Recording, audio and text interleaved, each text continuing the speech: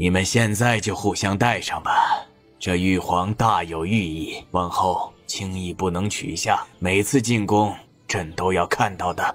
南婉嫣的脸色猛然一僵，本王先给你戴上。他埋头细心在南婉嫣的腰间系上了那一块玉环，最后一下动作特别的使劲，狠狠拉了一把南婉嫣的腰带，将她拽得离自己不过分毫。你当真是找死，竟敢提和离！等回了王府，本王再好好收拾你。王爷戴好了吧？那该臣妾帮你了。你弄吧。他用了吃奶的劲儿，比方才顾墨寒收紧的力道还要用力几分，双手狠狠的一拽，男人的下巴直接撞到了他的脑门，两个人针锋相对。顾墨寒何时跟南婉嫣这么好了？难道他当真？害人害己，活该。多谢父皇赏赐，这玉皇儿臣很是喜欢。多谢父皇。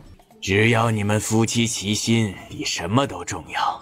可惜伴君如伴虎，今天的事情给他好好的上了一课，狠狠的敲了警钟，绝不能轻易的在皇帝面前提这种事。看来他还真的只有熬到与顾墨寒约定的时间才能和离。顾墨寒在原地等了半天，也没见南婉嫣过来。不会真是迷路了吧？他刚刚迈出一步，就听到身后传来了南青青：六弟，可否能跟我聊一聊？三皇嫂有什么事？我只是想问问，这些日子你过得还好吗？本王好得很，不劳你费心。此刻南婉嫣悠然自得地踱步走了过来。是我唐突了，你过得好就好。我看你最近和我妹妹的感情倒是好了不少，不像5年前那番苦大仇深了。三皇嫂究竟想说什么？墨寒，你说要是我当年没有嫁给顾墨风，而是嫁给了你，我们的结局是不是就不一样了？她嫁给顾墨寒，这是什么惊天大卦？你什么意思？墨寒，我与你本是青梅竹马，自年幼时就待在一起。那会儿你的身边没有别人，从来都是跟我一起。那时候的我们无忧无虑，自由快乐。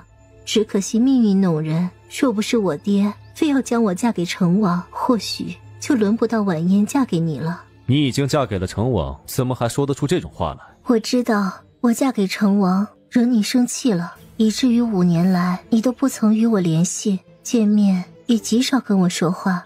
可我也知道你心里是有我的，你是在怪我吗？你是不是误会了什么？本王没有喜欢过你。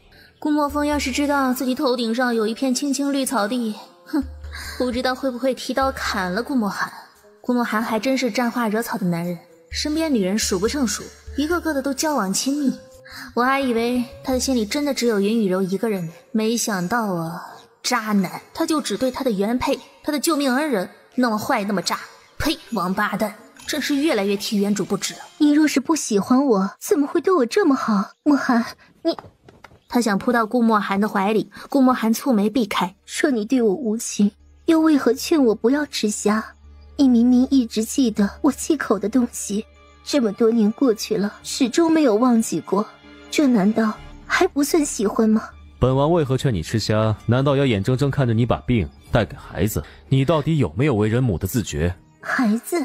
他眼疾手快地拉住了顾墨寒的衣袖。你阻止我，不是因为怕我生病，而是怕我的孩子生病。顾墨寒挥开了他的手。不然你以为是因为什么？本王心里没有你，你别自作多情。你心里没有我？难道你爱上了南婉嫣了？她如今的确容貌绝艳，医术也了得，确实可以让你喜欢上。本王喜不喜欢南婉嫣都跟你没关系，你要是说够了就赶紧走。该死的南婉嫣怎么还不来？她不出宫了是不是？我以为你喜欢上婉嫣了，虽然我很难过，但至少证明你放下对我们南家的仇恨了。没想到你跟婉嫣这么多年夫妻情分还是那么的疏离。顾墨寒的身形狠狠的一震，滔天的恨意瞬间从心底涌起。这些时日里，他好像真的因为南婉嫣逐渐淡化了心底的恨意。可他怎能忘南家对他母妃的所作所为，南家与他的血海深仇，他忘不掉。假山后偷听的南婉嫣忽然感觉额头一凉，一摸到了一只毛茸茸的小虫子，正对着他张牙舞爪的扭着身子。这个动静不算小，立即引起了南青青的注意。谁在那儿？别紧张，我路过。顾墨寒看到了南婉嫣，墨瞳微不可察的骤然紧缩。他听见了多少？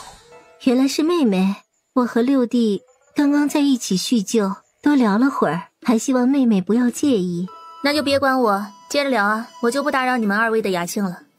妹妹可是介意我与翼王走得太近，但我们真的没有什么。这话明显就是要刺激他，南婉嫣却不恼也不怂。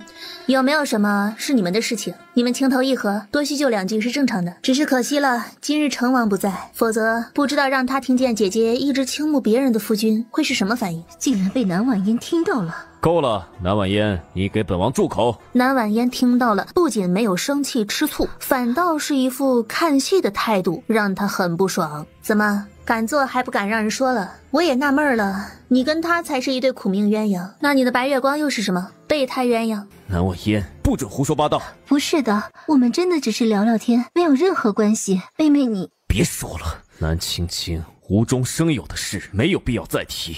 顾墨寒心里堵得慌，打断了南青青的话。还有你，南婉嫣，不说话没人把你当哑巴。忽然，一个小太监踌躇着迎了上来。奴才见过翼王、翼王妃、程王妃。我先走了。顾墨寒仍旧没有理他。你来这里做什么？我要回王府，正好经过这里。怎么撞破了你的好事了？你不高兴了？顾墨寒心头又是一堵。今日之事，什么该说，什么不该说，你心里最好清楚。若是泄露了什么，本王饶不了你。那就要看我的心情了。要是你惹着我了，那就别怪我管不住自己的嘴。既然你都听到了，那就随本王去见一个人。本王要让你看看，你们南家到底都对本王做了什么十恶不赦的罪孽。你要带我去见谁？顾墨寒已经抓着南婉嫣朝着一个地方走去。哎呦，王爷，您怎么把他给带来了？他可是我们五苦殿，是您，是宜妃娘娘永生永世无法原谅的仇人呀！南婉嫣看着两鬓斑白的王嬷嬷，秀眉微蹙。她还以为只是顾墨寒一人恨她至此，可原来连宜妃身边的下人都一副将她千刀万剐的模样。不共戴天之仇，本王从没忘过。今日本王便要让他好生瞧瞧，南家到底都对母妃做过什么。看到躺在床上吊着半口气苟延残喘的女人，他心神大骇。南启山为什么要这么做？对一个手无缚鸡之力的妃嫔下手，意义何在？南婉嫣，你是南岐山最疼爱的女儿，你爹为了谋权，将母妃害成这副人不人、鬼不鬼的模样，你说本王如何不恨你？当年母妃喝了南岐山送来的东西之后，就重重的晕倒在地，再未醒来过。王爷原本可以有娘娘陪伴着长大，这一切都被你们南家毁了。我从来没有想过会这样。你不知道，南婉嫣，10几年了，你们南家做过的恶事你会不知道？那丞相府里谁不是豺狼虎豹？怎么不说话？终于知道忏悔了？南婉嫣，若是你能救回母妃，往日恩怨本王可以跟你一笔勾销，但南岐山必须死。我先看看。不可，别脏了我们娘娘的身子。我会医术，你们王爷也能作证。嬷嬷，让他试试吧。抱歉，我救不了。顾墨寒一怔，救不了。是啊，本王在期待什么呢？母妃早就不可能回来了。如果你信得过我，或许再给我点时间，我应该能试。滚！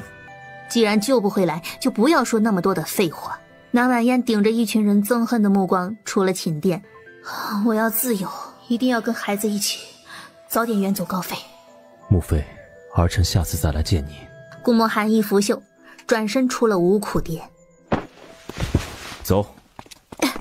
顾墨寒，你慢点。南婉嫣被推上马车的一瞬间，积压在心底的烦躁一瞬间爆发。她坐在顾墨寒的对面，低头就要取下腰间的玉环，可也不知道顾墨寒怎么记的，半天都没弄下来。他一把摁住了南婉嫣的手。南婉嫣，你什么意思？我什么意思？这玉环我带着别扭，带着心烦，我要取下来。父皇有命，你敢不从？还是说你就这么急不可耐想受罚？父皇有命，也没说要日夜带着，不过是进宫面圣的时候走走过场，展示一下你我还是夫妻，感情没有破灭，这点你都想不明白。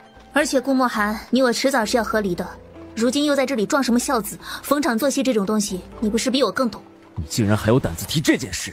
南婉嫣，在本王看来，随意打破约定的人都是背信弃义的属蛇之辈。尤其你之前还在父皇面前提和离，要不是别有用心，都解释不了你的做法。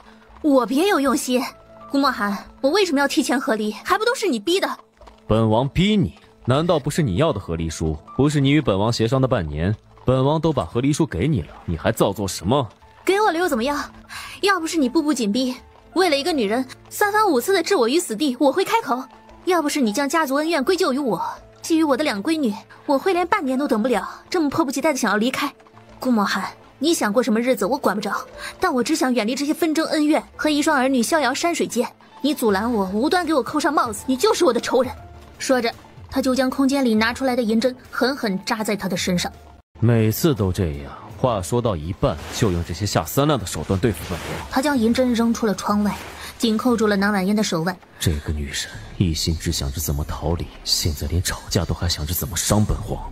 南婉嫣到底有多不在乎他，才会这么一次次的践踏他？本王觊觎那2个小丫头怎么了？本来就是本王的孩子。滚，渣男！顾墨寒反应极快，单手把住了南婉嫣的腰，猛地往下一拽，轻而易举地避开了他的攻击。马车的空间本来就不大，现在2个人扭成了一团，直接摔在了座位上。南婉嫣，你再对本王动手！就动手怎么了？你接连挑衅我，早就触犯了我的底线。我告诉你，别以为就你恨我，你们不欢迎我，我也讨厌你。王府也好，皇宫也罢，我是片刻都待不下去了，我也等不了半年。我现在就要把和离时间提前，就现在，马上和离。忍不了了，他有什么好忍的？这段日子难道不是本王过得更辛苦吗？南婉嫣，你跟本王再说一遍！我要你滚！现在马上就……他的话还没说完，突然低头狠狠吻住了南婉嫣的唇，十分用力。顾墨寒的吻粗暴又激烈，生疏中带了几分强硬的占有。南婉嫣怒不可遏地睁大了双眼，拼命的挣扎，狠狠地推开他。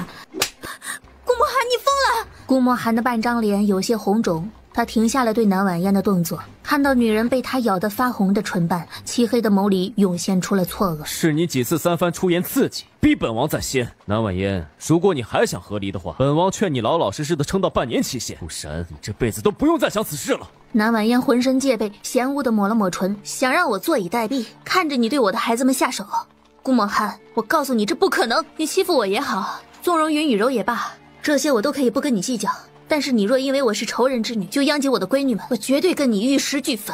南婉嫣擦嘴唇的动作更无疑是一根刺，狠狠扎进他的心里，气得他火冒三丈。你口口声声说本王要对那2个小丫头下手，可本王又真做了什么？就算这2个孩子不是本王的，本王也会对他们好的，当宝一样宠着。而你违背我们之前的约定在先，还3番5次挑衅本王。你要是现在就想和离，那好，你现在就去和父皇说，本王倒要看看父皇究竟是允诺你，还是要你的命。顾墨寒，我的孩子不需要你对他们好，你只要别丧良心的对2个小孩下手就行。还有，你别犯不着用皇上来威胁我。既然今天我敢开口，就证明我有我的办法和离。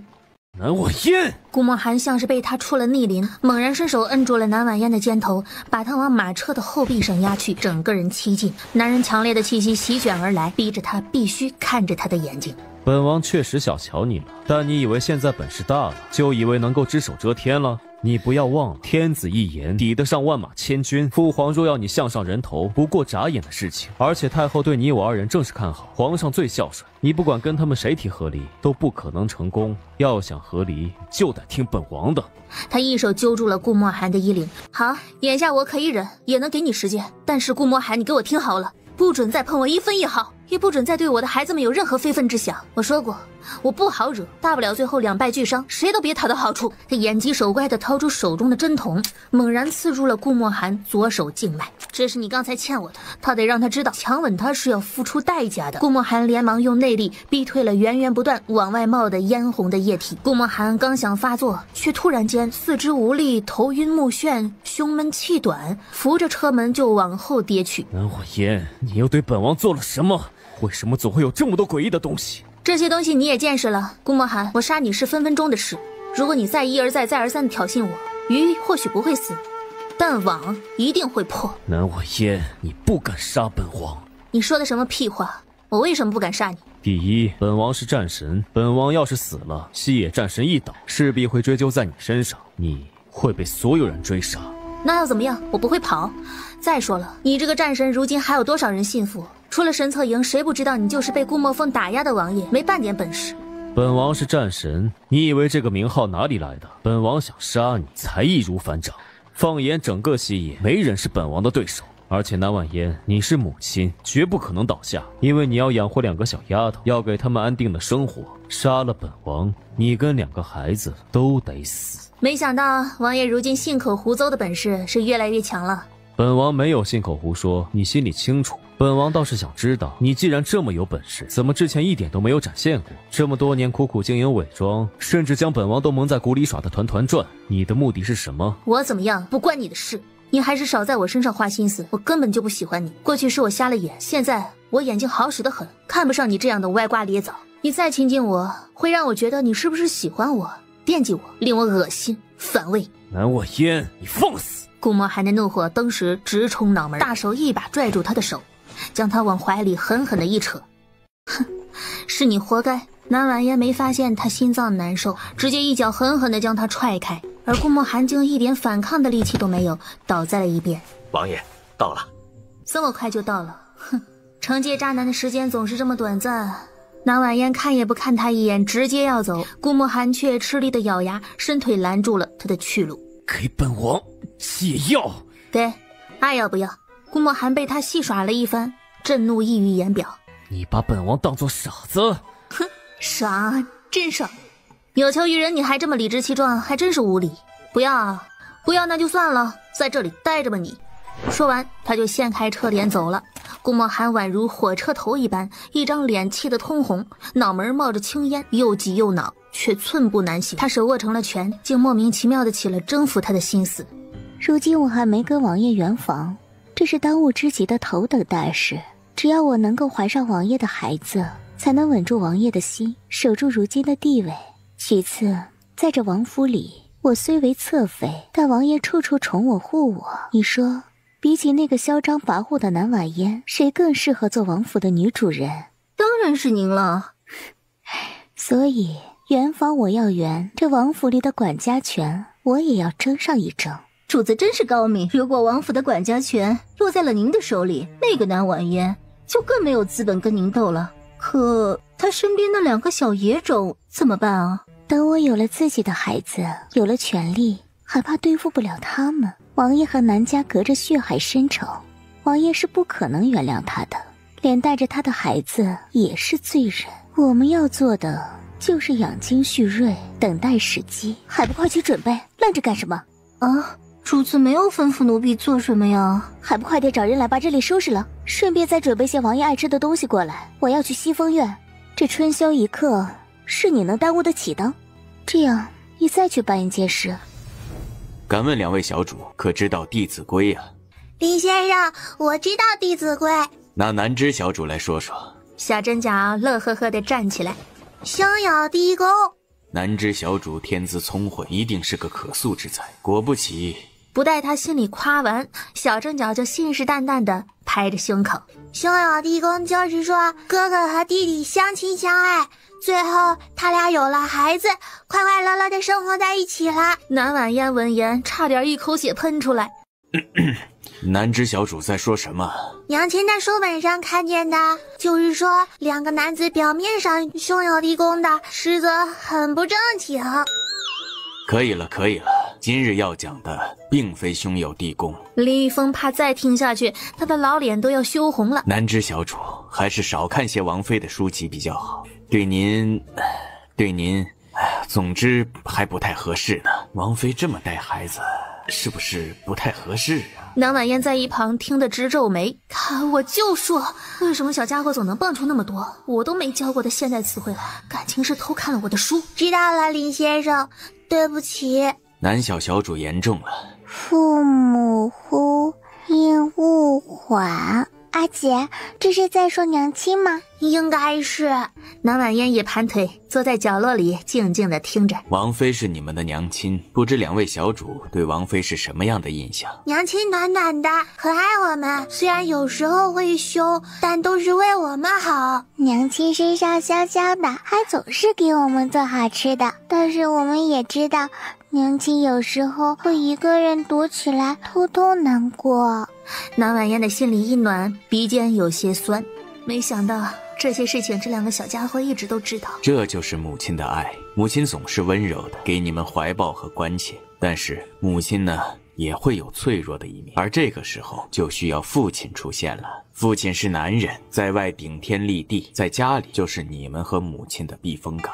小真讲和小包子眼眸不约而同的发亮，随后又不约而同的垂眸，都有些失落。父亲会用他的严肃给你们坚硬却柔软的关怀，若是在外受了欺负，你们可以告诉他，他肯定会保护你们。一生漫长，不论年岁多少，他都会一直守护在你们的母亲身边，常伴左右。父母是你们未来需要孝敬的人，更是伴随你们生命成长不可或缺的存在。我和小包子没有爹爹这5年也过得很好啊，我们有娘亲就够了，而且日后我一定会对娘亲加倍好的。对，我们会对娘亲好的，我和阿姐都不想让娘亲太辛苦，我们也知道娘亲需要人照顾，可我和阿姐现在还没长大，照顾不了娘亲。南婉嫣瞬间破防，眼泪差点就要决堤了，她有些忍不住，起身匆匆地走了出去。王爷，雨柔，你来了。王爷舟车劳顿，柔儿给您准备了一些您爱吃的糕点。辛苦柔儿了，往后这种事情交给下人去做，别操劳。只要王爷开心，多操劳，柔儿都是愿意的。王爷进宫这2日，想必应该挺高兴的。太后祖母原本就挂念王妃，昨日您和王妃一起入宫，她老人家应该更欣慰了。太后是挺高兴的，那王爷不高兴吗？云雨柔立马故作惊讶，走到了顾墨寒的身边。怎么会？是不是柔儿说错话了？没有的事，本王只是有些累了。看样子南婉嫣和墨寒没有缓解矛盾，反倒令墨寒对他更不待见了。既然王爷累了，那柔儿来伺候王爷休息吧。顾墨寒的脸色陡然一僵，颇有几分不自然。你的身子还没养好，如今转凉了，理应早些回去歇着。本王让高管家多给你准备些补品送去。他明白云雨柔的意思，他跟她始终是发乎情止于礼，只想报答她善待她，并没有想过这方面的事情。王爷，柔儿等了您5年了，能嫁给您真的很知足，只是……就听到门外倩碧着急忙慌地喊着：“侧妃，侧妃，那边又派人送信来了。王爷恕罪，奴婢以为只有侧妃一个人在等您回来，不知道您在，这才大呼小叫，没了规矩。倩碧，藏的什么？拿出来。奴婢不知王爷在说什么。本王的话你敢不听？这是将军府送来的。倩碧，谁让你拿出来的？快退下！拆开信件就阅览。云雨柔和倩碧相视一眼，眼底都掠过了一抹金光。将军府欺人太甚，说什么时候送来的？回王爷，自从侧妃回门以后，将军府就日日派人送这样的信过来。侧妃为了不让您忧心，一直默默受着，人都憔悴了不少。而且他们还说，他们说云侧妃当年救了您又怎样？您不过是为了恩情才被迫娶了侧妃进门，侧妃根本就不受宠。将军府的人真荒唐，本王对柔儿若是没有半点情分，怎么会跟柔儿有5年之约？更何况本王怎么会不宠柔儿？就算是救命恩人的情分，柔儿在本王府里也是贵人。外人不知，但是柔儿知道，王爷对柔儿一直宠爱有加，那些流言蜚语随他去吧，柔儿不在乎的，您也别生气了。你不在乎？柔儿，你为何要如此懂事？本王说了，在这王府里没人能够欺负你。柔儿明白，以后有事柔儿都跟王爷说。王爷，那信上可是说了什么？您为何如此震怒？那允正松竟然说你没本事，怀不上孩子，还比不过南婉嫣，说他在太后面前至少有些地位。可你罢了，不高兴的事情提他做什么？等回头上朝，本王替你好好出口气。别，千万别！柔儿始终是将军府的人，您为柔儿出气，柔儿往后就不好再与将军府联系了。而且他们说的也没错，柔儿确实比不过王妃，王妃深谙医理，随手伤人都十分精纯。你可是怪本王上次没护住你。都是小伤，王妃也不是故意的，但前些日子奸夫的事情，柔儿确实不知道王妃为何会直言是柔儿做的。柔儿到现在还在受下人们非议，他们都觉得柔儿是十恶不赦的坏女人，柔儿心里好难过。可在这王府，除了王爷，柔儿找不到人倾诉了。上次那件事，南婉嫣做的其实不错，那人明显有意害她，而当时你的婢女又正好在，若非今晚亲口承认，本王知道她说话难听了些，但不是有心的，你别想那么多。本王补偿你，好不好？云雨柔没想到顾墨寒竟然为南婉嫣说话，眼底的妒意都快绷不住了。柔儿什么都不想要，只是想跟王爷圆房。府里的下人若是有嚼舌根的，你尽管让高管家处置，直接处置，不必忍着。杜悠悠众口，何其难！他们原本就觉得柔儿是无权无势的人，会对付王妃也是合乎情理的。就算高管家帮了柔儿，又能如何呢？是本王对不住你，这几日都没有顾上你。本王将王府的掌家权给你，若是有人还敢非议，你就按王府的规矩办事，可好？这怎么可以？王爷，本王已经发话了，你就别再推脱。何况你是本王的救命恩人，想要什么，本王都会尽量满足你。不必花这些手段来提醒他，像南婉嫣一样坦率点挺好。柔儿多谢王爷，定不会叫王爷失望。你的身子一向病弱，圆房的事情不急，多休息2日吧。本王会让高管家将府里的事务交由你处置，你觉得辛苦也不着急上手。好，柔儿先告退。林先生慢走。南婉嫣收拾了一下思绪，便出了房间。娘亲，真是一日不见，如隔三秋。瞧把你们能耐的，看来学了不少东西啊。林先生，我这2个闺女们给您添麻烦了。无妨，小主子们都是好苗子，就是在下还有事，先行告退了。王妃和小主子们慢了。于峰哥哥，小祖宗们今日又有什么事情啊？他自从上次被强制拉下水以后，姐妹俩经常跑来问他一些奇奇怪怪的事情。你说要上哪才能找到又好看又俊俏的男人？于峰当时愣住了，呆若木鸡。这2个小主子小年纪，怎么就……小主子们，你们年纪尚小，这种事情还是不，根本不是年纪的问题好吗？这要是传出去了，2个小主子的名节可怎么办呢？于峰哥哥，你就说说嘛，好不好？烟花柳巷勾栏94里有好看的男人。说完，他就狠狠给了自己一巴掌。我干的还是人事吗？可还没等他反应过来，小包子小正角就冲他笑着道谢，欢天喜地的跑回院子里去了，留下于峰石化在原地。林先生，能保护娘亲对我们好的爹爹要去哪儿找？昨儿于峰哥哥说要去勾栏，但是娘亲以前说那样的地方我们去不得。林玉峰当时正在喝水，直接喷了一口水，剧烈的呛起来。这个或许去别的书香府邸里就能找到吧。希望王爷和王妃不会把我砍死了。小正角闻言托腮开启了小差。烟花柳巷勾栏94书香府邸就能找到好男人？这些地方应该都得用娘亲平日里视若珍宝的大元宝吧。结合林先生和于峰说的他将找好男人总结回了一句话，有了钱就可以为所欲为。他们想给娘亲找多少夫君都不在话下，而林先生架不住了，忙收场结束了今天的课程，刚出门就撞到南婉嫣了。娘亲乖，没事了，不开心了就和我和阿姐说。娘亲不高兴吗？那你快看我，南婉嫣抬眸就看到小正角正撅嘴做着斗鸡眼，很努力的要哄他开心。你这个小鬼头。不远处的香莲手里端着茶点，若是王爷跟小主子们相认了，是不是也能这么温情？而这时门口突然传来了香玉急切的声音：王妃大事不好了。好了，你们先玩着，娘亲先去跟香玉阿姐说点事儿。什么事情这么慌张？王爷把王府的管家权给了云侧妃。于峰这个时候来报：王妃，云侧妃来了。来得正好，你们2个先进屋玩会儿，于峰照顾好他们俩。是，王妃。2姐妹刚想说什么，于峰直接暴走。王妃，你很闲吗？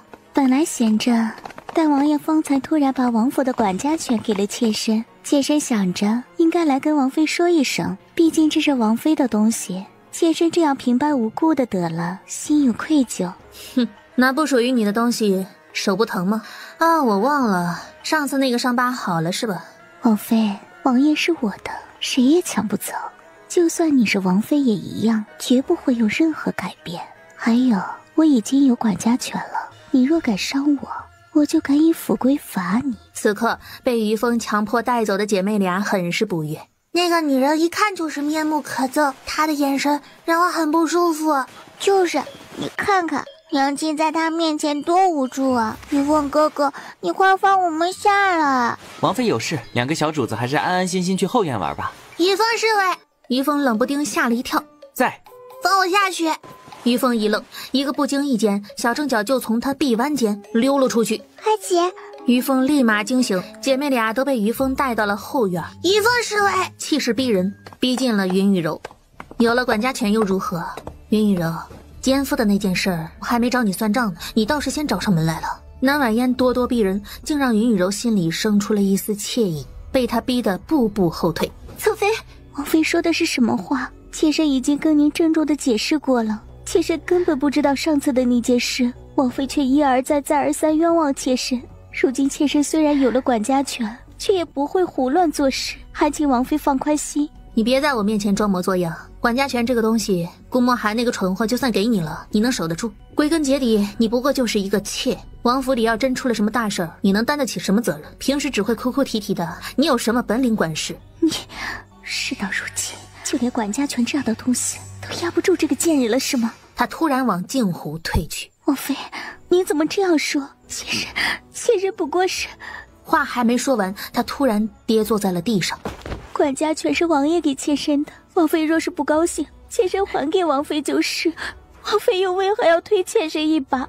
妾身已经一忍再忍，您究竟要伤害妾身到什么地步才肯罢休？王妃，我家侧妃受宠，那是我家侧妃的本事。您身为王妃，竟然拈酸吃醋，将我家侧妃推倒在地，伤了她的脚，真是太过分了。香玉跑过来，你胡说！王妃连手都没抬起来，怎么推倒侧妃？香玉，不用解释。云雨柔，你很爱装是吧？我成全你，只扭了脚怎么够呢？我给你加点料吧，你的好王爷才会更加心疼你啊！嘿，说罢，南婉嫣直接高抬腿，对着云雨柔的前胸奋力的一踹。云雨柔猝不及防的直接被南婉嫣狠狠踹到了湖里，砰的一声，王妃也太猛了吧！南婉嫣，你怎么？云雨柔，你还当我是5年前的南婉嫣，可以任你宰割。刚才那一脚是还你5年前的污蔑之仇。5年前我没机会，现在我要是不踹，我又对不起我自己。我不曾污蔑过你，可王妃这么对我，王爷不会放过你的。倩碧刚才都吓傻眼了，二话不说的朝着西风院跑过去找顾墨寒告状去了。你想找顾墨寒给你出气是吧？本王妃就等着他过来，看看谁出气。王妃真不救侧妃吗？救他？你看他需要我们救吗？王妃今日对我做的这些，我都铭记在心。待会儿王爷要是来了，妾身定如实相告。你去告啊，好好的告。我南婉嫣要是皱一下眉头，算我输。你……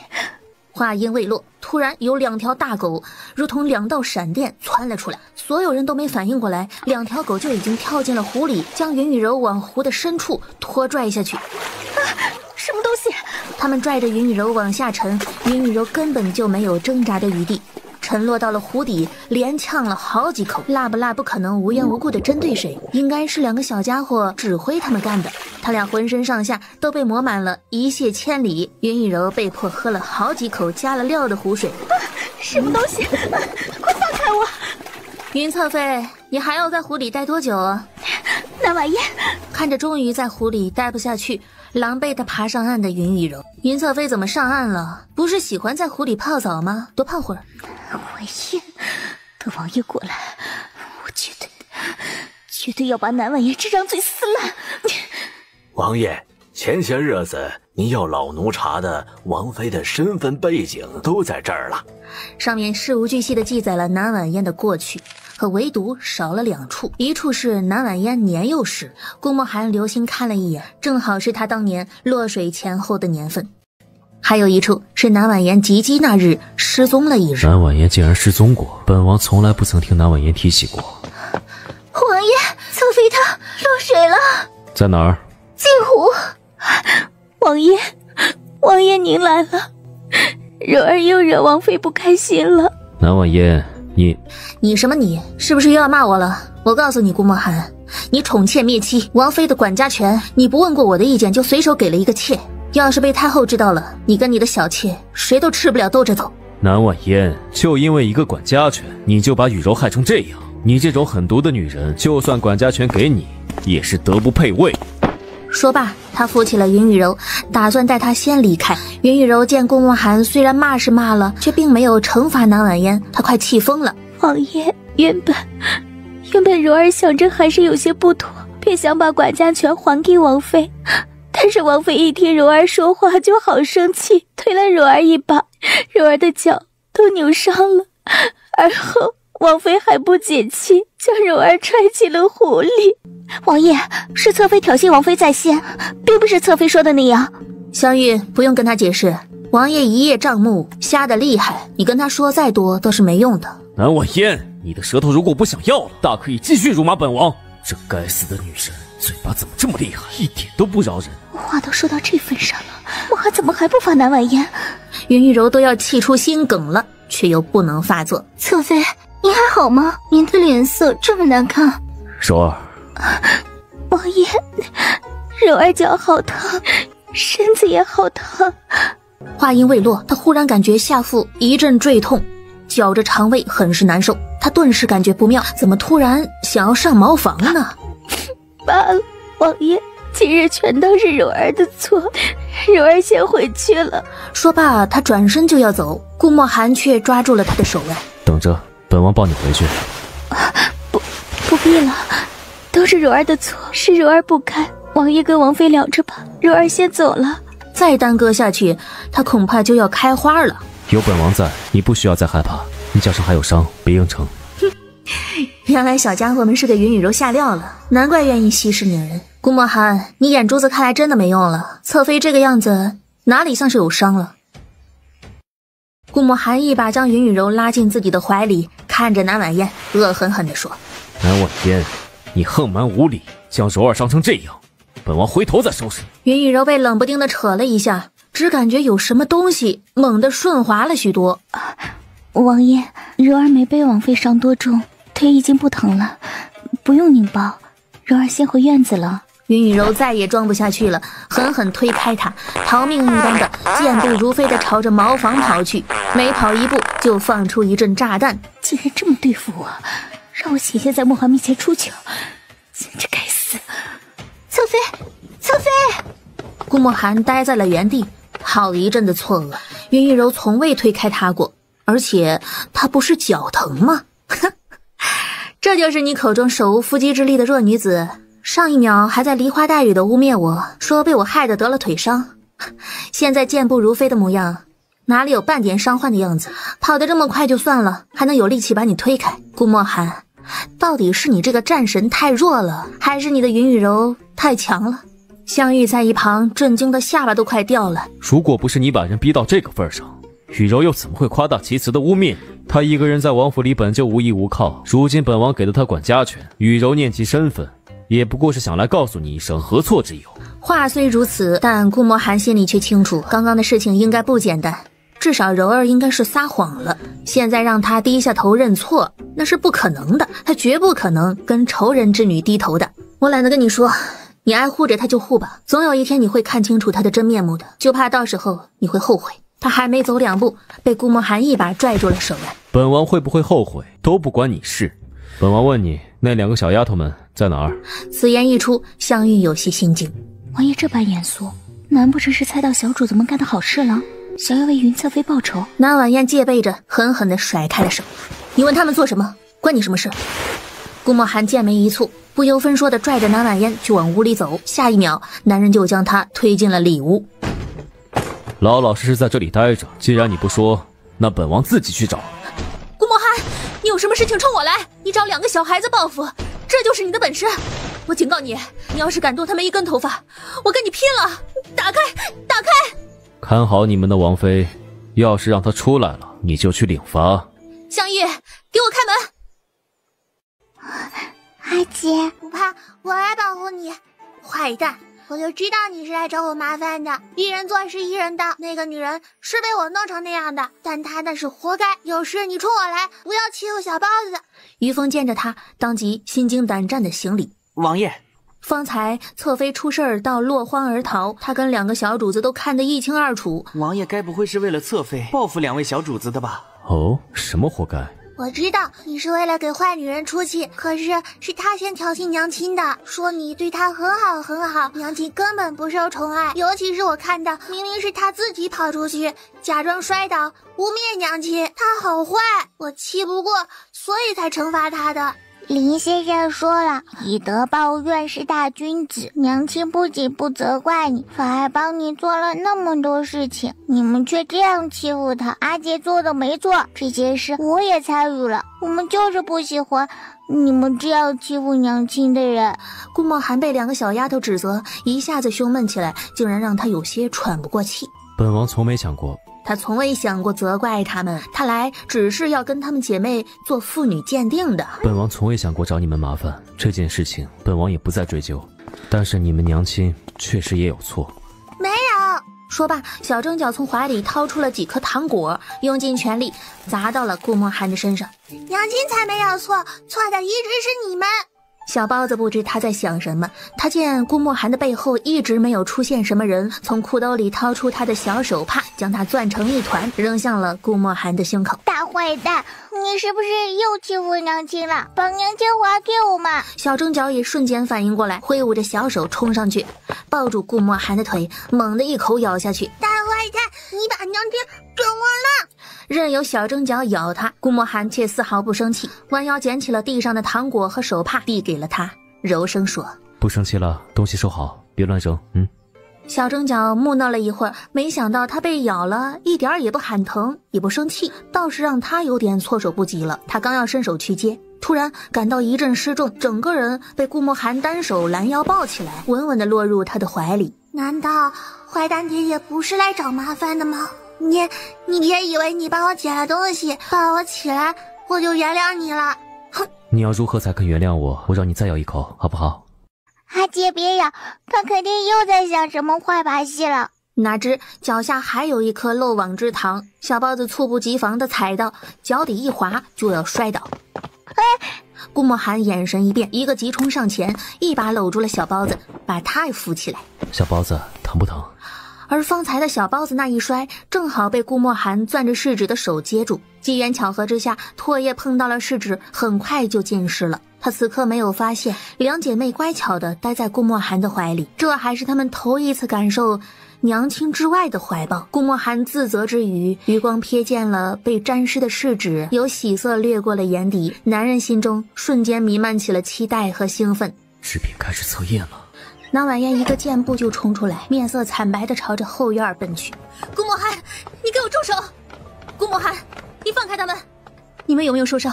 他是不是欺负你们了？顾墨寒，你居然虐待我的闺女，人渣！姐妹俩清醒过来，见南晚宴要拿锅打人，连忙制止。娘亲，他没有欺负我们。小包子点点头，指了指自己的嘴唇。这个是我方才自己磕到的，与他无关。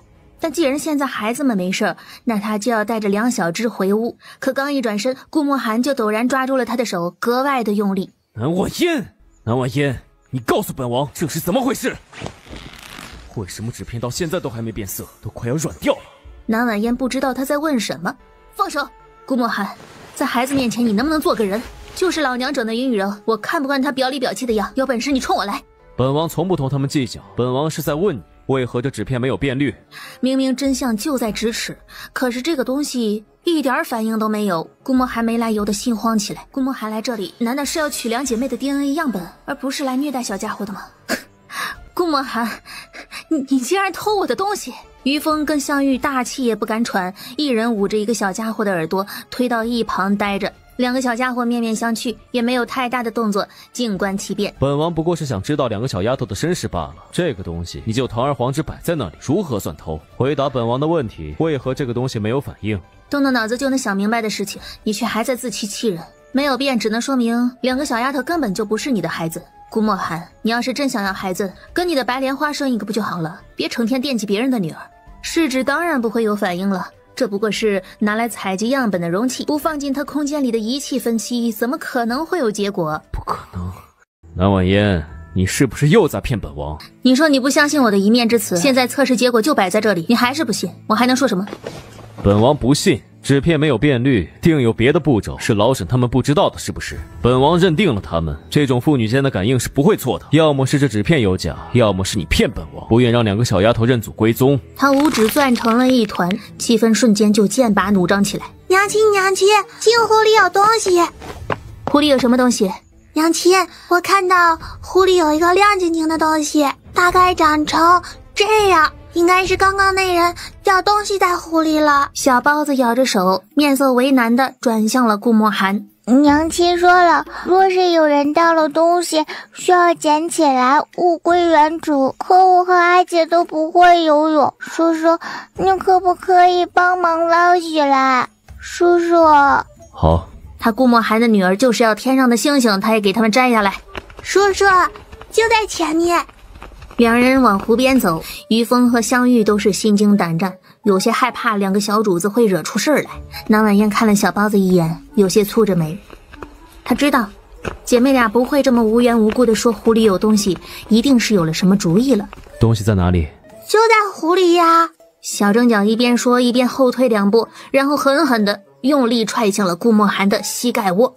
坏叔叔，你下去吧。顾墨寒刚好转身，膝盖猛地一疼，就看到小正角脸上解气的神态，他竟然心神一震，完全没想过小正角这么讨厌他，下意识的没有反抗。扑通一声，男人直接跌进了镜湖里。他明明早已克服溺水的困境，可此刻恍如丢了魂一般，在湖里一动也不能动。哼，你就慢慢找吧。小包子和南婉嫣此刻也赶了过来。欺我娘亲的人都是这个下场。哼，顾墨寒，这一次我不会再像以前那般救你了。他当年也救过一个小男孩，那个小男孩当时抓着他的手说过一句：等我长大了，我会报恩，我会娶你的。虽然他已经不记得当时救的人长什么样了，那天黑灯瞎火的他也没看清楚，但至少人家骨子里是想报恩，不是报仇。如今南婉嫣看着顾墨寒，一点援助之手都不想伸。不仅如此，他更是拉着两个小丫头旁若无人的朝着院子里走去。香玉和于峰都看呆住了，迟迟的做不出反应。像从前那般救本王，南婉嫣何时救过本王了？从前是玉柔舍命相救，才会导致他落下现在体弱的病根。仿佛有地狱厉鬼抓着他的脚脖子，齐刷刷往下拖去。不好！于峰终于反应过来，也不管南婉嫣会不会生气，一个飞身掠到了镜湖里，将顾墨寒给拽了出来。王爷，您没事吧？王妃和两位小主子胆子也太大了，这可是王爷啊，尊贵的战士，竟然说踹就踹下湖了。南婉嫣，你把话说清楚。滚！我不想与你浪费口舌。香玉，关门。香玉面色为难，不敢动。小正角和小包子直接动手关了香林院的大门。明明是两个小丫头将他骗下去的，而且他也明明察觉了，但他却甘之如饴，怎么都气不起来。你还在这里做什么？王爷，您是不是要惩罚两个小主子啊？于峰想要趁机套话，也好早让南婉嫣有所对策。跟小孩子置气算什么？他们既然喜欢，那就随他们吧。他神色复杂看了一眼香林院，走了，只留下一脸错愕震惊的于峰待在原地。竹兰院，南婉嫣那个贱人，我一定要让他话说到一半，云雨柔就捂着小腹，神色痛苦不堪，蹲在坑里不敢再出声了。主子，你还好吗？倩碧，我上次来院试是什么日子？就前几天呢。难道您又来了？云雨柔如遭雷劈，扶着墙的手一软，差点一个不稳坐进了坑里。南婉嫣，这个南婉嫣到底是有什么妖术，竟然让她一而再再而三的来月事？主子，到底出什么事情了？你这个没用的废物，让你去请王爷耽误这么长时间，若是王爷来得早一点，我至于变成现在这样吗？这点小事都办不好，给我滚！回主子的话，方才奴婢在路上遇到将军府的人，说是您的表哥送信来说，他最近手头紧，希望您能给他送点银子过去。一个两个都是没用的种，那奴婢找人去回了。慢着，云雨柔转念一想，云墨然这个傻子正好能当枪使。你去找人给他送银子去，顺便给他带句话。什么？让他买些靠谱的杀手刺客，我会找机会引南婉嫣出门，直接将他乱刀砍死。钱币大骇，现在的云雨柔越发的让他觉得毛骨悚然了。你先把府医叫过来。话音刚落，又是一阵惊涛骇浪般的气势，恶臭阵阵的扑鼻而来，熏得倩碧直干呕。知道了，奴婢这就去。对不起，娘亲，方才我们和于峰哥哥都觉得娘亲受欺负了，所以我就和小包子一起偷偷用了娘亲的一泻千里，抹到辣不辣的背上，让她去惩罚那个坏女人。都是那个女人不好，每次都来惹娘亲不开心。还有那个大坏蛋，竟然还想欺负娘亲。我的小宝贝们怎么这么聪明啊？今日这事情，娘亲觉得你们做得漂亮。小包子、小正角对视一眼，暗暗地松了口气。但是娘亲还是希望你们能够保护好自己。大人的事情，娘亲能够处理好，你们只需要平安快乐的成长，好不好？拉钩，答应我。拉钩上吊，100年不许变。我们都听娘亲的话。那娘亲现在开心了吗？开心，有你们在，娘亲就开心。娘亲，明日我和小包子会给娘亲更大的惊喜。娘亲今日一定会更开心的。什么惊喜啊？小正角一脸神秘的摇摇头。都说了是惊喜，那肯定要保密呀。南婉嫣和香玉走后，小正角看到蹑手蹑脚准备溜走的于峰，清了清嗓子：“于峰哥哥。”这道声音听得于峰头皮发麻。怎么了，两位小主子？偷偷摸摸的从怀里掏出了一锭银子，硬塞进了于峰的怀里。你现在收了我的银子了，多谢于峰哥哥帮我做事。就知道于峰哥哥最好了，你这么善良，我们就勉为其难把香玉阿姐让给你吧。不是，我没有，小主子们别乱说，要是让香玉姑娘听去了，他就算跳进黄河也洗不清了，而且他什么时候答应要帮他们做事了？想要我们保密也不是不行，反正现在你收了我们的银子，不如这样，明日你帮我们。于峰听完，整个人都石化在了原地。这件事情他要是办了，恐怕在王府里的日子就该到头了吧？小主子，于峰哥哥，不行吗？我和阿姐都好伤心的。行，记得保密啊。说完，两人手拉手蹦蹦跳跳的回了屋子。袭封院里，王爷，都是兄弟，行什么大礼？起来吧，身体好了？属下已经生龙活虎了，随时可以为王爷效命。这些日子多亏王爷恩准属下静养，再加上王妃送来的汤药，恢复得特别好。不过王爷似乎有些愁眉不展呢。有些事情本王想不通。申玉看了眼桌上的资料后，目光顿时闪过了一丝惊诧。怎么？你发现了什么？这里写着王妃在及笄那日曾失踪过。属下觉得依照南丞相对王妃的态度来说，这件事情似乎有些矛盾。继续。王妃年幼时不是因为中毒，所以被南丞相保护得很好吗？可怎么会在及笄这样的大日子失踪，还是一整日呢？顾墨寒的眸色陡然一变。本王也觉得此事不简单，并且这5年来，南岐山对南婉言的态度更是冷淡的不像一家人。没错，既然外传王妃是南丞相最疼爱的女儿，那为何直到宫宴前都对其不闻不问呢？申玉若有所思的点点头，却不小心将资料中的一张遗落掉到了地上，却发现那上面记载着关于南婉嫣生母的资料。王爷，这不是南丞相的发家史吗？您怎么又查了一遍？本王是想查南婉嫣的娘亲，你看南婉嫣跟她生母一样，哪都是谜团。本王还以为时隔多年再去查能有所收获，没想到还是什么都查不出来。王妃身上的确有许多谜团，但王爷那么在意王妃，应该不仅是因为王妃的身世，而是其他的吧？王爷，这是怎么了？顾墨寒扫了眼示意，方才小包子和小正角把本王弄进镜湖了，小孩子嬉闹没有分寸，无妨。王爷竟然落水了，还说无妨。被2个小姑娘弄下去，竟然也不跟他们计较，真是偏爱到极致了。王爷，您当真无事啊？本王没事，但有一件事本王很在意。本王方才落水的时候，南婉嫣对本王说了一句：“我不会再救你。”本王想不明白，她这话到底什么意思？这不是南婉嫣第一次说了啊！王妃在您落水时说这种话，难道当年救了王爷的人不是云侧妃，而是王妃吗？王爷，属下只是乱猜的，请王爷不必当真。申玉，你暗中调查一下，本王落水那段时间，南婉嫣为什么失踪，又去了哪里，做了什么？记住，谨慎些，别让任何人知道。是，属下知道了。沈副将的孩子怎么找回来的？南婉嫣在军营里用一张小卡片，就测出了老沈亲生儿子的身世。老沈已经跟他儿子相认了，的确是父子。王妃简直神了，那王爷和2位小主子岂不是也能相认了？本王的确拿了一张小纸片测验，但出来的结果，那2个孩子根本不是本王的孩子。这怎么可能？2个小主子虽说样貌不随您，可您看小正角的气势，古灵精怪、活泼好动的，就连生气都跟您小时候一模一样。还有小包子，天生聪慧，心思缜密，这也是遗传了您呢，喜好更是相同。如果不是您的女儿，那是断然不可能的，一定是哪里出了问题了。你说的对，这2个小丫头没可能是别人的。纵使南婉嫣过去水性杨花，但本王就是知道，她俩是本王的孩子。王爷，您为何不再去找王妃问问清楚呢？王妃吃软不吃硬的，只要您放下身段，王妃肯定会告知您的。不需要，本王有本事也有实力，多的是办法查出2个孩子的真实身份。香林院里蹑手蹑脚地从南婉嫣的身旁绕了过去，翻身下了床。小包子也有模有样的学着，二人悄悄地推开了窗户，就看见于峰早已焦头烂额地等在了那里。于峰哥哥，你办妥了吗？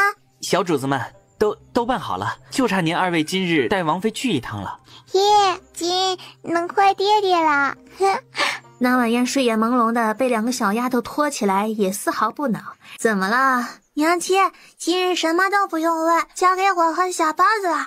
小机灵鬼，来吧，想让我配合你们什么？打扮，娘亲好好打扮。一番折腾下来，小蒸饺和小包子眼睛发亮。娘亲，你长得真好看，是天下绝顶美艳的女人。南婉嫣被哄得心花怒放。娘亲，跟我们出府吧。出府？什么惊喜要在府外给？一定要出府吗？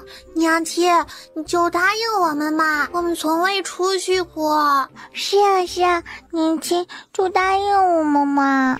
好，娘亲陪你们出去，但到了外面你们要叫娘亲阿姐，只需闹事。记住了，嫣姐。母女3人出门。于峰，你在干什么呢？我和小丫头们要出去，你跟着过来吧。于峰被指明要求跟着，神色顿时慌张起来。属下还是……于峰哥哥，你看我们3个弱女子在外面也不安全，你难道不来保护我们吗？于峰心里叫苦不迭，就这3个阎王爷都叫弱女子的话，那这天下恐怕就没有比他们更柔弱的了。但他迫于小蒸饺的压力，还是应了。是。几人走到了王府大门时，恰巧碰见同样要出去神策营的顾墨寒和沈宇。南婉嫣竟然打扮了，穿得这么好看，是要去见谁？再看他身边跟着的梁小芝，今日也是装扮的可爱粉嫩，戴上面纱，有几分神秘。连小丫头都要出门，他们要做什么去？你要去哪儿？不会是逃离王府吧？我有行动自由的权利，去哪儿关你什么事儿？你恢复的怎么样了？托王妃的福，属下如今已经大好，多谢王妃这段时日的操劳。好了就行。见南婉嫣对他冷眼相待，对沈宇笑靥如花，顾墨寒的心头突然堵得慌。小蒸饺、小包子，你们娘亲要带你们去哪儿？沈宇哥哥，这个给你，吃了会开心的。说罢，小蒸饺还故意瞥了顾墨寒一眼，明显是在给他摆脸色。沈宇不好意思的接过，挠头放进了怀里。多谢2个小主子。顾墨寒不可置信的看了一眼理所应当的沈宇，再看了一眼对沈宇笑得灿若春花的母女3人，他将怒火全部发泄在于峰的身上。本王问他们要去哪儿？于峰闻言，两眼一翻，倒在地上，开始装死起来。2个小丫头还在南婉嫣的身边捂嘴偷笑。顾墨寒没来由的又酸又涩，一种强烈的不爽席卷心头，死死弯着不知死活的沈宇，语气双冷，直接提着他的衣领就往外拖去。说什么说？走！王爷！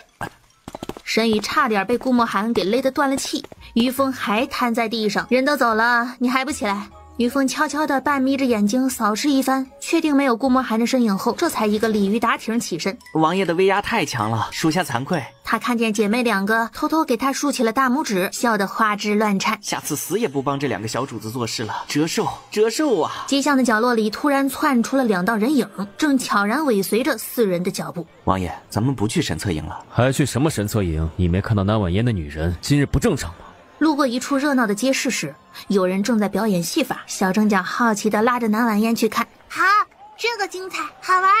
话音刚落，杂耍班为首的一个小姑娘忽然赤手探进了火苗里，蓦然，她从火焰中凭空变出了一朵娇艳欲滴的红玫瑰。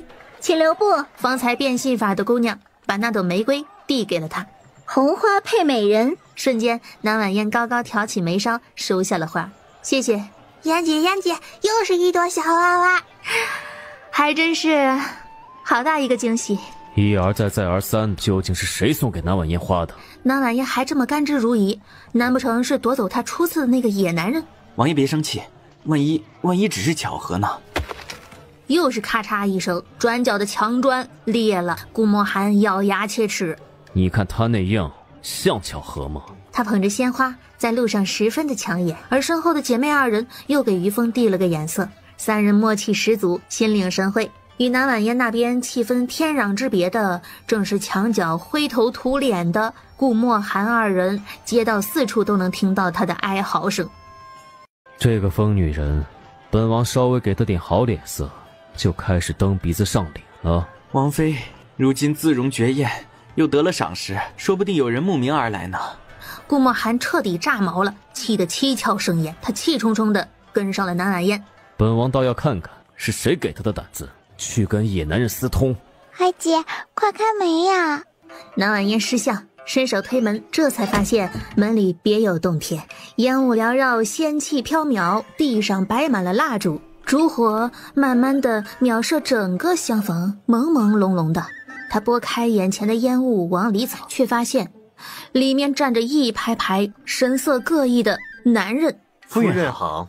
南婉嫣被这阵仗吓了一大跳，那一排的男人们立即有了动作，一身素衣翩翩的君子眉目含情地看着南婉嫣。夫人，小生名叫柳梦，是南城书院的人，上知天文，下知地理，最重要的是乖巧。他旁边那个凤眸妖娆的男子不屑地瞥了他一眼，随后笑得莞尔，那媚态连南婉嫣这个女人都自愧不如了。夫人喜欢什么，花容就是什么，能唱曲儿，能跳舞，定能让夫人开心的。看来他的闺女们这次是下足了功夫，还串通好了于峰一起给他送了这么大的惊喜，这是多想为他找男人呢。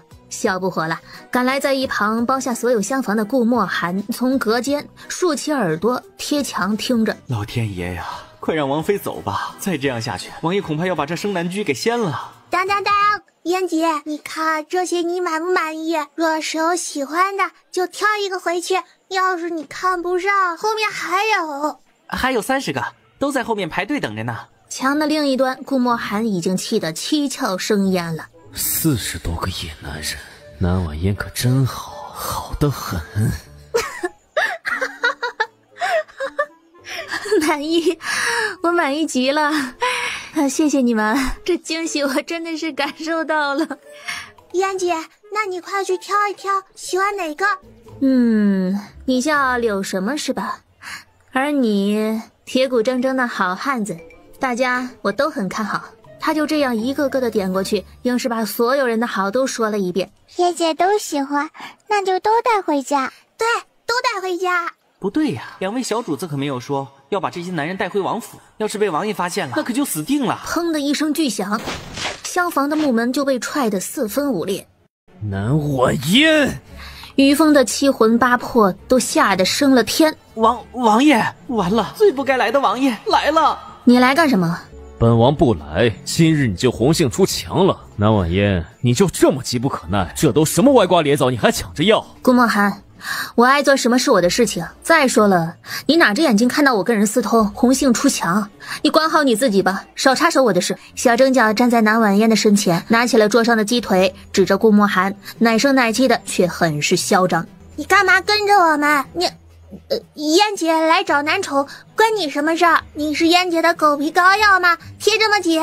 今日是我们带嫣姐来的，你要是不高兴，我们随你打发，但你不能动嫣姐的一根头发。就是你就是看不得嫣姐好，所以才来破坏嫣姐的姻缘。既然你不喜欢嫣姐，为什么不让她找比你好的男人？男宠们汗颜，你听到了？连小孩都比你看得清楚，你这个鼠目寸光的男人，少管闲事。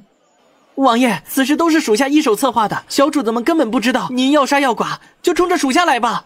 于峰，你是本王的人，不劝着王妃，还敢给王妃安排野男人，你是真该死。一人做事一人当，于峰哥哥是被迫的，不许你伤他。庸脂俗男，只会哄女人开心，什么都不会，哪一个比本王好？人家好歹会哄女人开心，而你只会打女人，有什么可比的？不，王爷说的对，我们就是微不足道，是蝼蚁，是歪瓜裂枣，是没有办法见人的东西。说完，男宠们就一窝蜂的争先恐后的逃窜出了厢房。怎么这么怂包？看来下次找人还是得找一些不怕大坏蛋的，不然根本就保护不了娘亲。顾墨寒气红了眼，死死绞着南婉嫣那张漂亮的脸，低吼道：南婉嫣，嫌他比不过这些男人，南婉嫣有什么资格说这句话？王爷息怒，小主子们也是一时糊涂，童言稚语，莫要当真呐。你别插手。沈宇一噎，被这4人的气势震得愣在原地，动弹不得。沈宇，把他们给本王带回去。沈宇和于峰见气氛有所缓和，连忙一人抱起一个离开。你放开我！不行，娘亲，放开我！娘亲，你真讨厌！站住！顾墨寒不给他机会，反手抓住女人的手腕，将她强行按在墙上。你还没给本王一个交代。给什么交代？我有自由，爱买几个男宠就买几个男宠。你住海边吗？管那么多宽？南婉嫣，你真就这么浪荡，连这些不三不四的男人都想要？怎么，你欲求不满了？顾墨寒竟然说得出这么下流的话。就算是我真的欲求不满又怎么样？你管得着吗？滚开，别挡我的路！他一掌拍开了顾墨寒的手，神色不耐的要走。顾墨寒想抓住南婉嫣，却只抓住了她的衣袖。忽然刺啦一声，南婉嫣的红裙顺着她的肩头开始破裂。顾墨寒，你干什么？该死的女人竟然穿得这么薄，这不是明摆着让别的男人占便宜？本王干什么？你看看你自己什么样，为人母还心术不正，带坏2个小丫头，本王今日就是要好好教训你。说罢，猛然抓住她纤细的手腕，一把往自己的怀里扯。食指间传来的柔软触感让她心惊，也让她的心脏开始疼痛起来。她咬牙，不再控制心里的那股冲动。既然你这么不满，本王满足你。顾墨寒，你发什么疯？你别忘了，我给你下的毒。话音未落，男人的薄唇就已经压下来，带着几分怒意、妒意，肆意地咬着南婉嫣的唇。他要让南婉嫣知道，她是他的王妃，是他的女人。紧接着，生疏地摸索着南婉嫣的腰带，粗暴地往外一扯。妈的，畜生！可南婉嫣不是什么坐以待毙的人，她对准了顾墨寒的下唇，狠狠地咬下去。男人顿时吃疼皱眉，却更加肆无忌惮地展开攻势。顾墨寒强硬地将他抱到一旁的贵妃榻上，起身压住了南婉嫣。本王还不能满足你。南婉嫣嫌恶至极，抬腿踹向了顾墨寒。呸！你算什么东西？顾墨寒反手摁住了南婉嫣的小腿。看来你还没有长教训。我训你个头！南婉嫣伸手探到了空间里的银针，猛然朝着顾墨寒的脖子刺去。你去死！顾墨寒早有察觉，这次他轻而易举地扣住。本王说过，你这种突袭对本王已经没用了。说罢，他直接拽着系在南婉嫣后颈上的红绳，一把扯断。南婉嫣惊呼一声，护着自己，一手再次掏针，直接4根银针齐刷刷地刺向了顾墨寒。是吗？不过因为情急，银针全部都扎偏了。顾墨寒冷着脸，却连眉头都没皱，直接伸手拔掉了胸膛上的4根针。同样的话，本王要说几次？南婉嫣神情大骇。顾墨寒，你放开！你别忘了云雨柔，你怎么能背叛他？顾墨寒充耳不闻，高挺的鼻梁碰到南婉嫣的脸。本王偏不。他不会当真要霸王硬上弓吧？顾墨寒，我来月事了，你确定要跟我浴血奋战？顾墨寒闻言顿住了动作。你渣男也该有个限度吧？顾墨寒，你真是又渣又没底线，趁人之危还喜欢找刺激。既然如此，王府里那位月事不断的，不是更适合你？还是你在云雨柔那里施展不开拳脚？你不行，所以偏要来折磨我。顾墨寒一下子面红耳赤，猛然从南婉嫣的身上跳下来，背过身子，不去看衣衫凌乱的南婉嫣。你在胡说些什么？本王怎么可能对你有兴趣？你别做梦了。不过本王是你的夫君，就算真的要碰你，又有何不可？啊，你刚才那个样子可不像是单纯的要教训我，口口声声的说对我没兴趣，我看你就是馋我的身子。住口！顾墨寒心神大乱，仿佛被戳中了心思，猛然转身，却又看见南婉嫣衣衫不整，脸颊红了又红。你再血口喷人，本王就撕了你的嘴！哼，你这平得像草地的身子，本王才瞧不上。草地？南婉嫣攥着拳头，你最好记住你今天的话，别自己打了自己的脸，到时候闹笑话。顾墨寒被噎住了，可恨，他好像真的对他有一点不一样的心思。他愤然的抬眸看向了南婉嫣，只是红裙破破烂烂的，隐约还露出了白藕一般细腻的手臂。穿的什么东西？穿好。仿佛碰到他的外袍他都嫌脏。顾墨寒顿时气得七窍生烟，冲过去捡起了外袍，强硬的裹在他的身上。你干什么？我不穿你的衣服。但她终究是女人，力气不敌顾墨寒，只能被他裹成了粽子。就看到南婉嫣的头上插着一朵玫瑰，心里一刺，不由自主的伸手抢了下来。花枝招展，伤风败俗。说着，他就将花狠狠地扔在脚下，抬脚碾碎了花瓣。他这时才发现，厢房里到处都是刺眼的玫瑰花瓣，让他心神不宁，醋意大发。顾墨寒索性抽出佩剑，剑尖直挑花瓣。顾墨寒，你敢！不准你糟蹋我的花！他轻而易举地扣住南婉嫣的手腕，另一只手用剑将花瓣裹在一起，最后剑气直指屋外。砰的一声，厢房的窗户被破开，连带着那扇残破的木门一道，花瓣雨应声窜出。顾墨寒！顾墨寒根本不给南婉嫣挣扎的机会，上前就将她打横抱在怀里。跟本王回府禁足，跟那2个小丫头一起学女德。花瓣纷纷的落下，在一楼用膳的食客们看到这阵仗，纷纷停下手里的筷子，惊讶的看着。一片红色花雨中，众人的注意力忽然被一旁楼梯上走下来的一男一女给吸引了。确切的说，是一个男人扛着一个女人下来。翼王，那是翼王啊！南婉嫣伸手狠狠掐着顾墨寒的腰，我学你个头！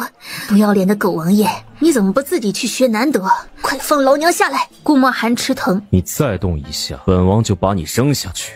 南婉嫣却不吃这一套，2只手并用，在他腰上一把一把的又揪又掐，不知道男人的身上已经有多少青一块紫一块了。南婉嫣，本王再说一次，别想着打破约定，更不许出去找野男人，否则我们的协议就作废。很快2个人就回到了王府。王爷，宫里出事了，宜妃娘娘她要不行了。宜妃快要不行了。嬷嬷，您把话说清楚，母妃她怎么了？娘娘昨日突然就不好了，连脉搏都时有时无的。太医说娘娘已经没救了。这不可能，昨日出宫前她还好好的。王爷，你快随老奴进宫吧。随本王进宫。3人匆匆进宫。宜妃要死了，我还竟然没有把我带上，而是将南婉嫣那个贱人带进了宫。为什么？主子，奴婢做错了什么事吗？为什么？为什么王爷现在什么都先想到那个小贱人，带她和她的种去生男居就算了，现在连宜妃娘娘出事，王爷都只顾着把她带进宫。倩碧吓得眼睛都直了。主子息怒，南婉嫣那个贱种，如今凭着她那3脚猫的医术很是嚣张，王爷或许是以为她能起到什么作用，才会带上她，绝非故意忘了您啊。只因如此，你别再骗人了，倩碧。我知道王爷的心里其实从来都没有过我，只因为我是他的救命恩人，是一份责任。若他真的爱我，为什么不肯碰我？我等了他5年，他连吻都不曾给我一个。新婚夜，他白白推脱不与我圆房，直到现在。主子不要这么想，既然王爷已经把管家权给了您，那就证明您在王爷心里的分量不一般。如今王爷分身乏术，这才会对您有所冷淡。虽然我现在有管家权，但若是南婉嫣一再使法子搅乱我的计划，我也无法得到王爷的心。倩碧，让云墨然盯着点儿，等到南婉嫣一出宫，立刻杀了她。很快，南婉嫣3人到了五苦殿。父皇，起来看看你母妃吧。姜太医，你告诉本王，母妃她的情况究竟如何了？回翼王，宜妃娘娘从昨夜开始便高烧不止，已经是命数将尽，无力回天了。皇后和成王只是嘴唇微抿着，只有南青青心头冷笑着：死吧，赶紧死吧！只要宜妃死了，就皆大欢喜了。本王不信，母妃昨日还好好的，怎么突然出事？肯定是误诊了。南婉嫣的脸上神色微动，反倒是认认真真的观察起宜妃的身体状况来。老六啊，朕知道你一时间有些难以接受，可你母妃的确寿数已尽，身为她的儿子，你跟她好好道别，让她走得体面些。成王也沉沉的开口：翼王，现在都什么时候了，你还在质疑太医说的话吗？眼下有什么话赶紧跟宜妃娘娘说吧，好好送她走。且慢，母妃的病症似乎有些蹊跷。这句话宛如一道黑暗中的阳光，穿透了顾墨寒那阴霾遍布的胸膛。男人有些激动的回身，双手扣住了南婉嫣的肩膀。你是不是发现了什么？南婉嫣，你是不是能救回母妃？这是他第一次看到顾墨寒落泪，如此可怜的模样。翼王妃所言为何？南青青收紧了手指。这个南婉嫣不会要坏我的好事吧？回父皇，儿臣方才看了看，母妃这是坠机性肺炎的征兆。由于母妃心律功能减弱，又长期卧床不起，这才引起了肺底部的充血发炎。这种病症会引起发热、呼吸困难，所以母妃才会高烧不退。肺炎难治吗？对，王妃说的都是对的，高热不退，呼吸困难，这都对得上。没想到南婉嫣只看了几眼就能下此定论，众人的心中不由得惊愕，这是何等本事？南青青挑着眉，哼，一个活死人罢了，南婉嫣能如何？你有办法救回母妃对吧？救她，算本王求你。既然翼王妃这么说，那你给宜妃看看现在是什么情况。是。南婉嫣挥开了顾墨寒的手，坐到了宜妃的身边，脉象紊乱，气息凝滞，就是坠机性肺炎了，情况危急，需要立马抢救。那你赶紧抢救。父皇，儿臣只能勉强一试。眼下这里太过于嘈杂拥挤，儿臣不太方便行医救人，需要你们都先行离开。治疗宜妃需要将宜妃送入空间里，靠着里面的仪器。顾墨风瞬间蹙着眉。翼王妃，你好大胆子，竟敢让父皇走！什么病治疗的时候不能看啊？父皇，儿臣救人就是需要绝对清静的环境，不然救不了。而且成王这么说，是不是还想像上次一样，在神策营那时阻止我救人呢？本来就是，太医救人都能旁观，为何到你这里就不能了？够了，他救人就是这样的。都退下！既然翼王妃能救，都给朕滚出去，别添乱了。众人纷纷退下。翼王妃，你若能救回宜妃，皇家国库任由你挑，反之，朕不会放过你。言罢，他也走了。南婉嫣顿时头大，皇家的人怎么这样？他好心救人，还要被人威胁。这时，顾墨寒走到他的身旁。南婉嫣，你尽全力救母妃，放手一搏就行。若需要帮助，随时告诉本王，本王就在外面等着。倘若真的救不回来，他也不会追究他的责任的。人我会救，但是这次医治九死一生。若我带着你的母妃从鬼门关回来了，你要答应我2个条件。什么条件？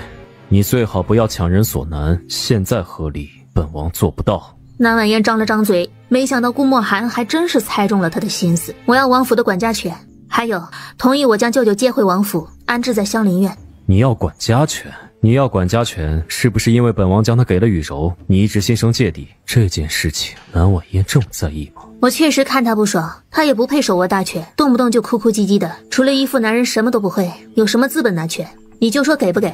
毕竟你母妃还苦撑着等我救呢。好，只要你救回母妃，管家权本王让雨柔还给你便是。但雨柔也没有你说的那样不堪，她是本王的恩人。黛眉一挑，也懒得搭理他的恩人双标。那我就莫允明不行。他绝不允许南婉嫣的身边多出任何一个男人来。2个条件你都得答应，若不答应，那我便不救了。本来就是生死难料，我干脆跟父皇认罪，救不了，大不了就是一顿骂。可是你母妃如今命悬一线，再拖一会儿，痰热淤积更深，随时都有可能一命呜呼。你没有时间耗下去了，顾墨寒。行，本王答应你。南婉嫣，你真是一点都没变，善用心计，懂得如何要挟人的软肋。随你怎么说，我要救人了，出去吧。顾墨寒狠狠地瞪了他一眼，愤愤地甩袖离开了，将宜妃小心翼翼地搬运进了空间里。做好这一系列的前期抢救后，不知不觉已是星河天选。他将宜妃送出空间，安置在床上，他的手上还插着针管。殿外，皇帝等人竟一直等着。王嬷嬷几乎是颤抖着：“娘娘如何了？”宜妃可救回来了。回父皇，如今儿臣只能全力吊住母妃一命，暂且还不能让母妃清醒，但还请父皇给儿臣半个时辰，观察后续的情况。多谢。南婉嫣看了他一眼，也没有多说什么。能救回来就是好事，宜王妃这次立功了。皇后的表情又恢复了不屑，八字还没一撇呢，怎么就说立功了？多谢父皇下令，儿臣才能安心诊治。母妃肺炎突发，治疗大概需要30日左右，前7日尤为关键。前3日除了儿臣和王嬷嬷以外，旁人都不要靠近母妃。王嬷嬷犹豫了半晌，接下了，而顾墨寒轻轻地皱起了眉头。南青青却不以为然，古往今来就没见过活死人发高热还能活下来的。顾墨风蹙着眉，语气颇为强硬：父皇那么信任你，就全力救好宜妃娘娘。顾墨风犯的什么毛病啊？怎么今日突然有了些人情味儿？和军营那日截然不同，难不成是来演戏的？既如此，那你和老六这7日就留下来，住在宜妃这里，等到宜妃大好了，你们2人再回去。这期间，朕就把姜太医派给你做协助。是，父皇。转眼只剩下了南婉嫣和顾墨寒，眸光微微的一闪，跟在他的身后。等到2人回了房间，本王知道你担心什么，你放心，本王会加派人手看好香林院。这可是你说的，若是2个小丫头出了任何问题，顾墨寒，我会跟你鱼死网破的。顾墨寒自觉地走到一旁的衣柜，拿出了被褥铺在地上，转头看向了挑眉的南婉嫣。本王承诺你，2个小丫头不会出事，并且承诺你的回府以后，本王立马给你。希望你也能守约，救回母妃。好。还有，上次是因为太后下药，这一次本王绝不会对你有任何非分之想，你不必害怕。你说的好听，今日也不知道是谁还想对我用强。闻言，顾墨寒的脸色瞬间沉下来，这个女人就不能给他好脸色看。南婉嫣，少往脸上贴金。本王今日不过是想给你一个教训罢了。这天底下有哪个男人能眼睁睁地看着自己被戴绿帽？你放100个心，本王对你根本没有半点心思，一心一意爱着雨柔。哦，本王一心一意地爱着雨柔，恶心。顾墨寒见南婉嫣在他的面前扮鬼脸，还堂而皇之学他说话的语气，登时恼羞成怒。我要衣服，叫人送来。他竟把他当作奴才来使唤了。顾墨寒攥了攥拳，随后还是乖乖地给他挑衣服去了。王爷，若是宜妃娘娘死了，定能对六弟造成不小的打击。你别动歪念，顾墨寒确实该死，但是宜妃已经是个活死人了，没必要把火引到她的身上。可是王爷，不必多说，你明日就先回成王府吧。儿子还小，别什么事情都推给奶娘做。南青青简直要气炸了，顾墨风这个蠢货简直冥顽不灵。起来了，就快去看看母妃。用得着你说。一开门就看到门口站着一个笑意盈盈的老嬷嬷，是太后身边的李嬷嬷。太后娘娘召翼王殿下过去一趟。好。他看向了南婉嫣，有什么事你让人来太后殿里找我。南婉嫣扫了顾墨寒一眼，给他比了个 OK。去吧。顾墨寒压根儿看不懂他的手势。南婉嫣来到了五苦殿，就看到王嬷嬷有空还是去休息吧。母妃这边只要退烧了，情况就会好很多了。我方才看了母妃的脉象，已经不再成话术。只要你每隔半个时辰派人来帮母妃翻身、拍拍背，帮助她咳出体内的沉痰即可。王嬷嬷只是听着点头，不愿意和南婉嫣说话。南婉嫣也懒得搭理她。准备好了以后，信步离开了五苦殿。王嬷嬷看着南婉嫣离去的背影，一时间无声的红了眼。她不知该如何对待南婉嫣了。哟，王妃请留步，咱家是皇上身边的凤中犬。依王妃，皇上请您过去一趟。儿臣给父皇请安。起来说话，朕给你赐婚，让你监视翼王。这5年来你始终杳无音讯，这最近朕终于见你有所动作了。说吧，近来翼王那边可有什么情况啊？皇帝竟然让原主监视顾墨寒，难道这不是原主一厢情愿、强买的婚姻吗？赐婚的背后竟然这么复杂，难怪很多事情上顾景山对原主都十分的维护，感情原主是皇帝的人呢。可顾墨寒有什么情况？但是他依稀记得出嫁当日，南启山语重心长地对原主说了一句：记得听话，莫忘了内卫的旨意。顾景山看南婉嫣失神，嗔眸斥责道：南婉嫣，回父皇，暂时没有什么动静，翼王这边也并未做什么出格的事情，也没有暗中跟谁有过来往。真的吗？莫不是在为他说话？儿臣岂敢，翼王最想要做的只是救回宜妃娘娘。这5年连军营也没怎么去过，也就上次让儿臣去救人罢了。那就好。宜妃的病能不能治？儿臣肯定能将母妃治好的。难道皇上还是对宜妃有所垂怜的？那他活死人的症状呢？南婉嫣刚想回答，给他点时间，他也可以让宜妃转醒。可接下来的话，顾景山说的话却让他遍体生汗。不必治了，就这样吊着他的命吧，只要不死就可以了。不救了？南婉嫣瞬间惊在了原地。这怎么？你想救宜妃？顾景山语带威胁，陈眸紧紧地盯着南婉嫣，让她背脊发凉。儿臣知道了。他又忽然想到了一件事儿，不知道10几年前宜妃出事的时候，皇帝有没有暗中做什么手脚？如果有的话，那真相未免太可怕了。你回去以后好好看管翼王，若是发现一点风吹草动，就来禀报朕。至于战神令，先不动吧。战神令那是什么？是，儿臣明白。顾墨寒走在路上，他忽然瞥见同样走在御花园小径上的南婉嫣。奇怪，南婉嫣怎么会从那里出来？他顿下脚步，负手看着他恍惚走过来。1、2。果不其然，在数到第5秒的时候，南婉嫣与他撞了个满怀。顾墨寒居高临下看着失神的南婉嫣，预料之中的责骂并没有传过来。本王……什么？本王想回去了。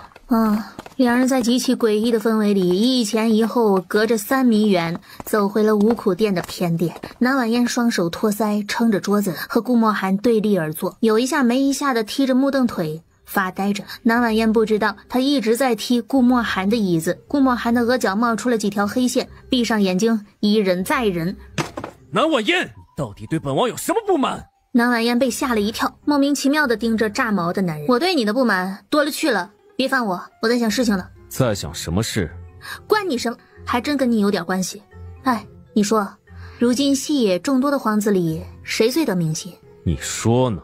那跟成王、十皇子这些皇子王爷比起来，你觉得你有多少机会能被父皇立储？不，应该问你是否真的无心皇。话音刚落，顾墨寒瞳孔微缩，几乎是下意识的眼疾手快的捂住了南婉嫣的嘴。在宫里妄议朝政，你是不是活腻了？顾墨寒的手掌温凉有力，指尖触到南婉嫣的唇瓣，柔软无比。昨天吻她的一幕幕，吻她的感觉一下子浮现脑海。顾墨寒倏然耳根一红，僵住了身子，嫌弃的拍开了顾墨寒的手。不说就不说，别对我动手动脚的。多大了还流口水，小蒸饺和小包子都比你强。南婉嫣恨得牙痒痒的，抄起了手边的茶盏就朝他扔了过去。无中生有。顾墨寒眸光一凛，轻易地接住了茶盏，茶水一滴也没有倾洒出去。忽然他面色严肃地示意南婉嫣噤声。方才有人。哦。南婉嫣，你听好了，不管事情到什么地步，本王与丞相府的仇不死不休，丞相府所有人只要一日在京，就一定逃不掉。至于你若是还能继续这样保持良知，本王说不定能给你留个全尸。全尸？顾墨寒要脸了，气得揪住了顾墨寒的衣领，骂道：顾墨寒，你这个白眼狼，我替你救了这么多人，合着全被你自动屏蔽了是吧？还全尸呢，惹毛了我连尸骨都不给你留。顾墨寒却没恼，方才展现出来的恨意和杀气，还有假装屋外有人，不过是想要逗弄一下这个一惊一乍的女人罢了。他单手托腮，懒洋洋地看着南婉嫣，漆黑的眸子里不自知地掠过了一抹笑。那本王就看在两个小丫头的份上，勉强饶你一命。勉强？王八蛋，我不救了！顾墨寒这才意识到玩笑开得有点大了。他伸手拽住了南婉嫣的手腕，往自己怀里一扯，两人之间隔着一张桌子。顾墨寒这么一拽，南婉嫣有些猝不及防，一个不留神就被顾墨寒欺身压在了桌面上。看着身下那怒气满满的女人，薄唇轻抿了半晌，故作计较。你为本王救人又不是白救，处处跟本王提要求，本王为何需要惦念你的恩德？胡说，我哪里有一直提要求？还说没有？解了你的禁足，给你自由，给了你和离书，让你拿回管家权，如今还同意你接莫允明回王府，哪一样不是你要的？这都是我应得的，大夫看病还要收银子呢，你给我点报酬怎么了？本来都是棘手的病患，我只要这些东西还算便宜你了，你现在竟然还大言不惭的想要我的命！顾墨寒，我告诉你，门儿都没有！他的视线绞着南婉嫣艳丽的脸，依旧俯身下去，凑得离南婉嫣更近了一些，甚至能听到女人的心跳声。他忽而勾唇，似笑非笑。你伶牙俐齿，本王不跟你吵，但是想要活命也不是不行。我的命是自己的，不需要你放过。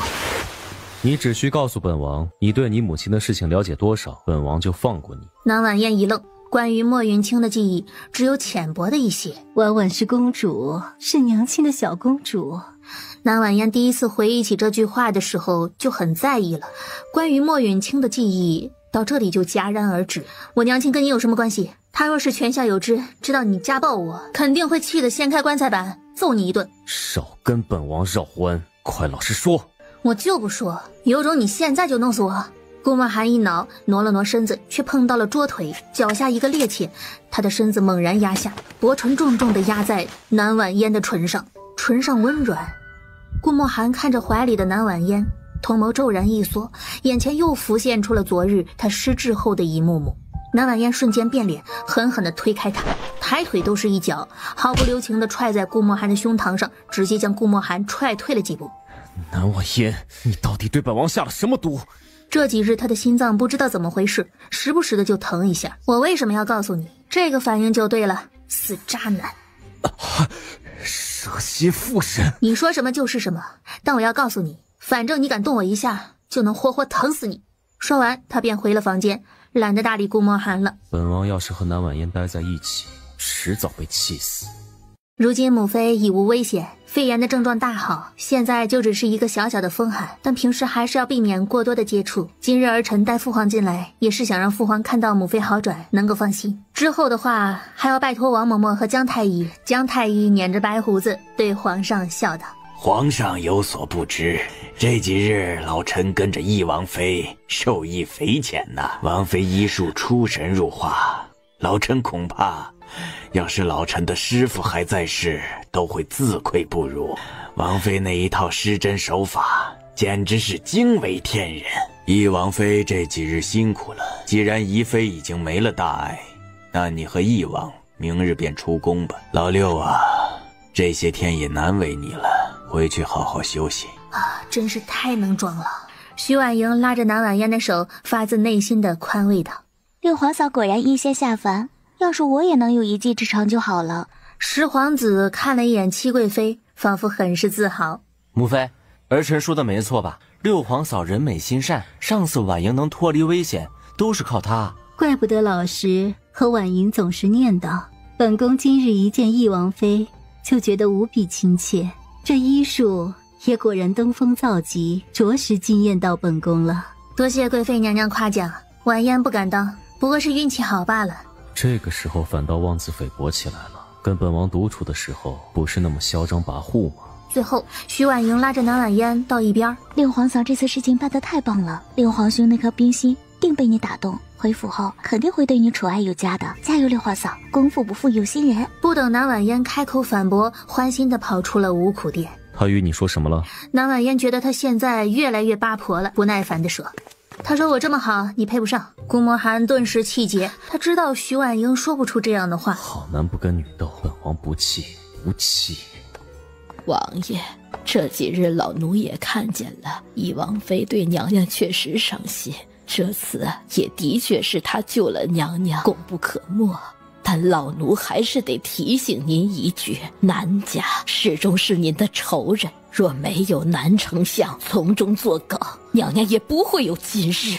本王从未想过忘记仇恨，但是这么多年始终查不出南岐山到底用了什么手段陷害母妃。当年南丞相虽然送了宜妃娘娘毒酒，但他没有时间下毒，但不代表他没空让别人下毒啊。本王当然明白。王爷，懿王府来消息说您的侧妃不行了。好好说话，雨柔她怎么了？您府里的下人来说，您的侧妃现在疼得不行了，好像血流成河，止不住，人快没了。他转身就要走，却蓦然想起了南婉嫣。他剑眉紧蹙，终究还是没有回头，快马加鞭朝王府赶回去。顾墨寒，我收拾好了，我们回府吧。云侧妃出了事情，王爷先回去了。哼，果然是狼心狗肺。知道了。王妃，老奴很感激您救了宜妃娘娘，但是还请您记住一句话，南家的女人永远不会成为王爷的王妃，深仇大恨，我们五苦殿永生难忘。既然您要出宫了，老奴也送送您吧。我很感谢你的提醒，说实话，我也不稀罕王妃之位。你们家王爷若是愿意和我和离，我都熬不过明天，今晚就走。而且在我看来，你们一直把憎恨恶念揣在心里，比我过得还要辛苦。我若是你们，要么就不心慈手软，直接解决掉万恶之源，要么就放下勿惦勿念，周而复始，陷在里面，不累吗？王嬷嬷心神大骇，难以置信地看着眼前卓然的女人。南婉嫣从前不是爱王爷爱得死去活来吗？又草包又没点本事，如今竟然嫌弃王妃之位，甚至还能说出这么一大番道理，这还是南婉嫣吗？待王嬷嬷回过神以后，南婉嫣已经走了。娘娘，难道是老奴看错了人吗？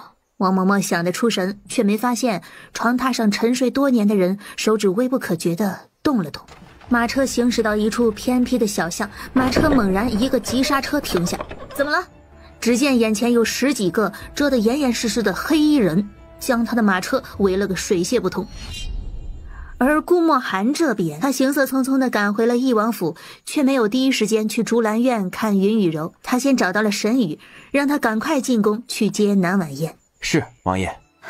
侧妃，你别浑水，跟奴婢说说话吧。王爷很快就回来了。雨柔怎么了？王爷，您可总算是回来了。侧妃她自从被王妃踹下镜湖以后，越是接连不断，就没有停过。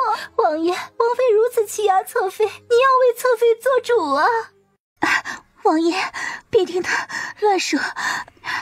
顾墨寒根本就没听进去，反倒十分的火大，一脚踹在了倩碧的胸口。大胆奴婢，谁给你的胆子在背后妄议王妃？辅医不管用，那就选太医。再信口雌黄，王饶不了你。是，奴婢不敢了，请王爷息怒。王爷这是怎么了？从前听到这些，王爷都会生气，要罚南婉言为侧妃出气的。如今竟为南婉言说话了。没想到这进宫几日，慕寒就对南婉言更加信任。这个贱人果然是我的障碍。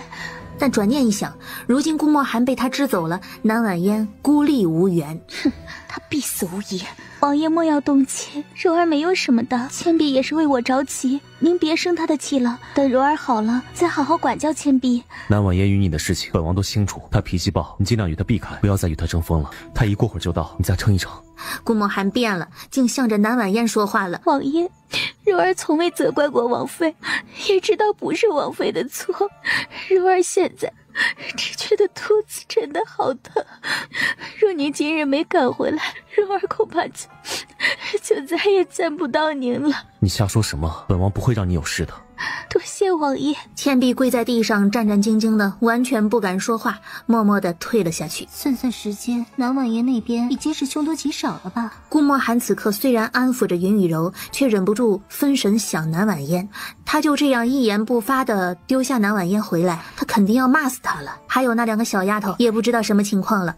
南婉嫣此刻手执银针药瓶，气喘吁吁，以1敌12，却未曾落过下风。云雨柔派你们来的，不说也行，我有的是办法撬开你们的嘴。南婉嫣突然出手，朝着那二人的穴位刺去。疼死老子了！可也是趁着这个空档，另一个黑衣人手拿弯刀，直接砍到了南婉嫣的手臂上。南婉嫣当时将毒粉洒向他，黑衣人惨叫一声，倒在地上。他横了一眼最后一个黑衣人，黑衣人看起来怂了。女侠饶命，我们也是奉命行事啊！南婉嫣脚尖一勾，将地上的长剑踢起来，握在手中，剑尖直指那人的咽喉，说：“是谁指使你们的？”是。若你说了，我便放你一条活路；否则，我就将你千刀万剐。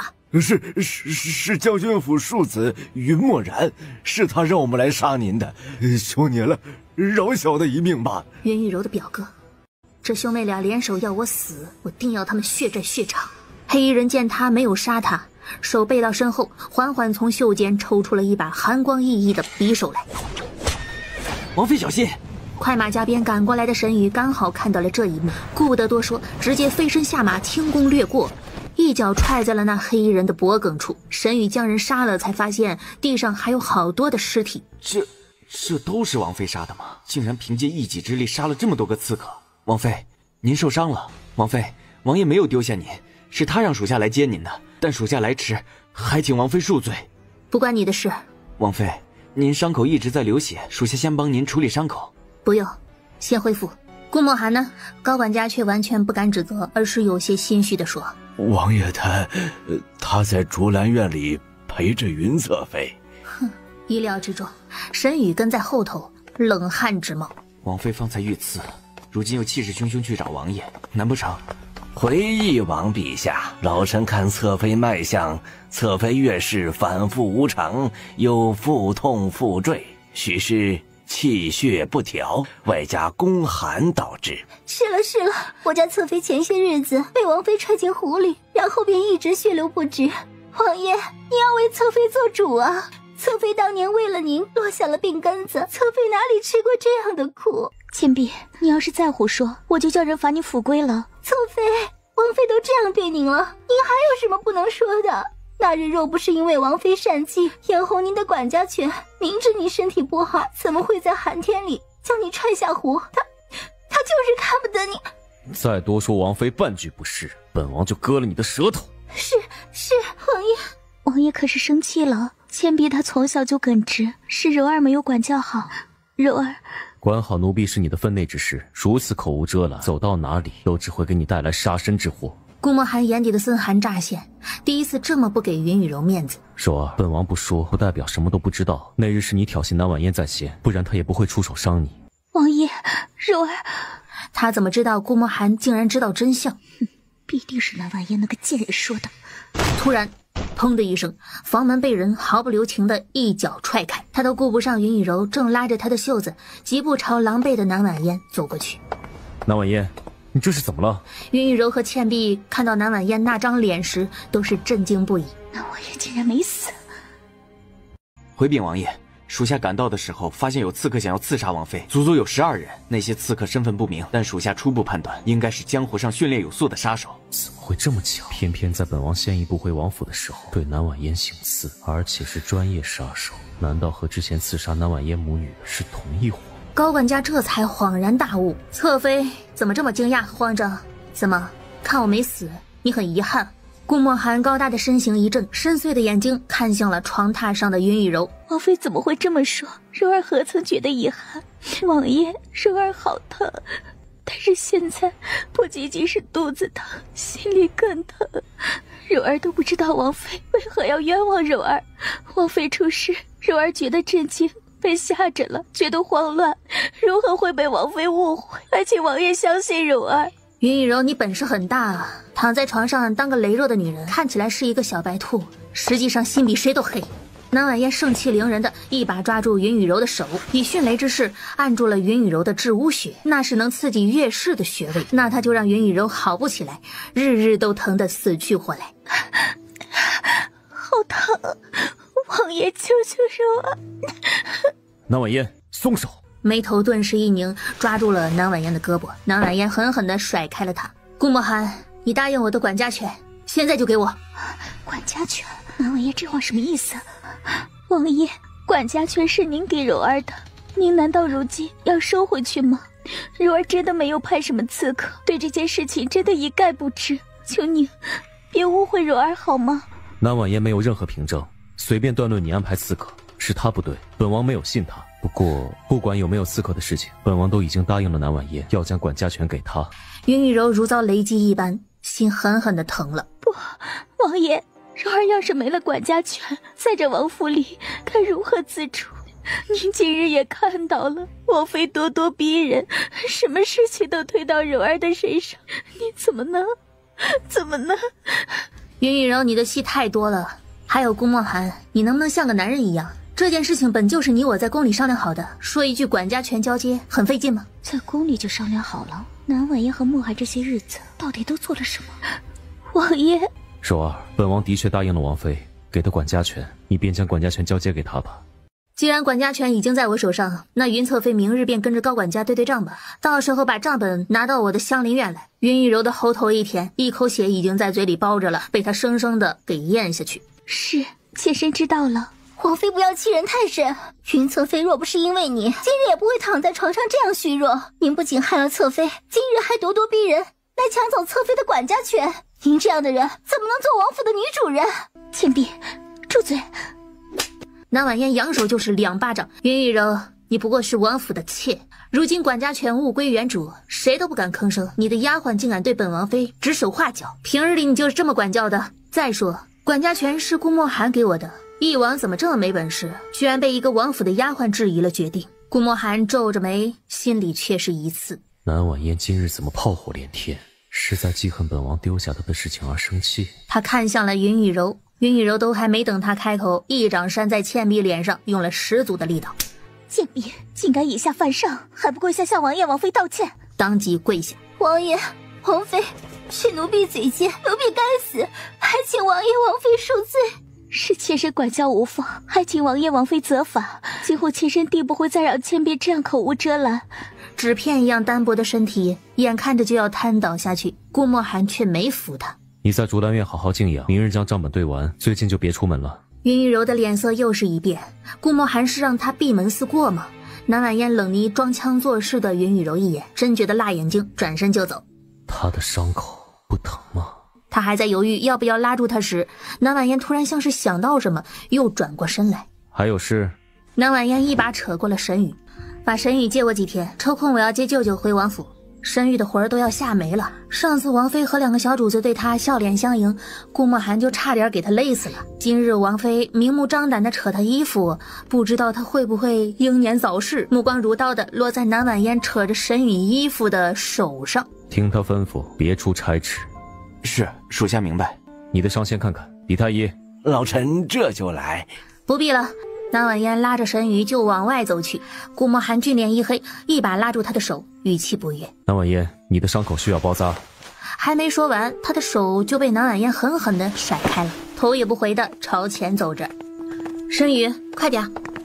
顾墨寒的手里一空，望着浑身是血的南婉嫣，心脏竟莫名的狠狠的一震，将带血的外袍扔到了竹兰院的草丛里。垃圾分类要做好，脏东西都要归置在一起。把你衣服脱了。王妃，不太好吧？王爷还看着。你怎么磨磨唧唧的？南婉嫣忍着胳膊上的痛，直接上手去扒沈宇的衣服。你现在是我的人，得听我的话，外袍给我。给您，希望王妃不要嫌弃。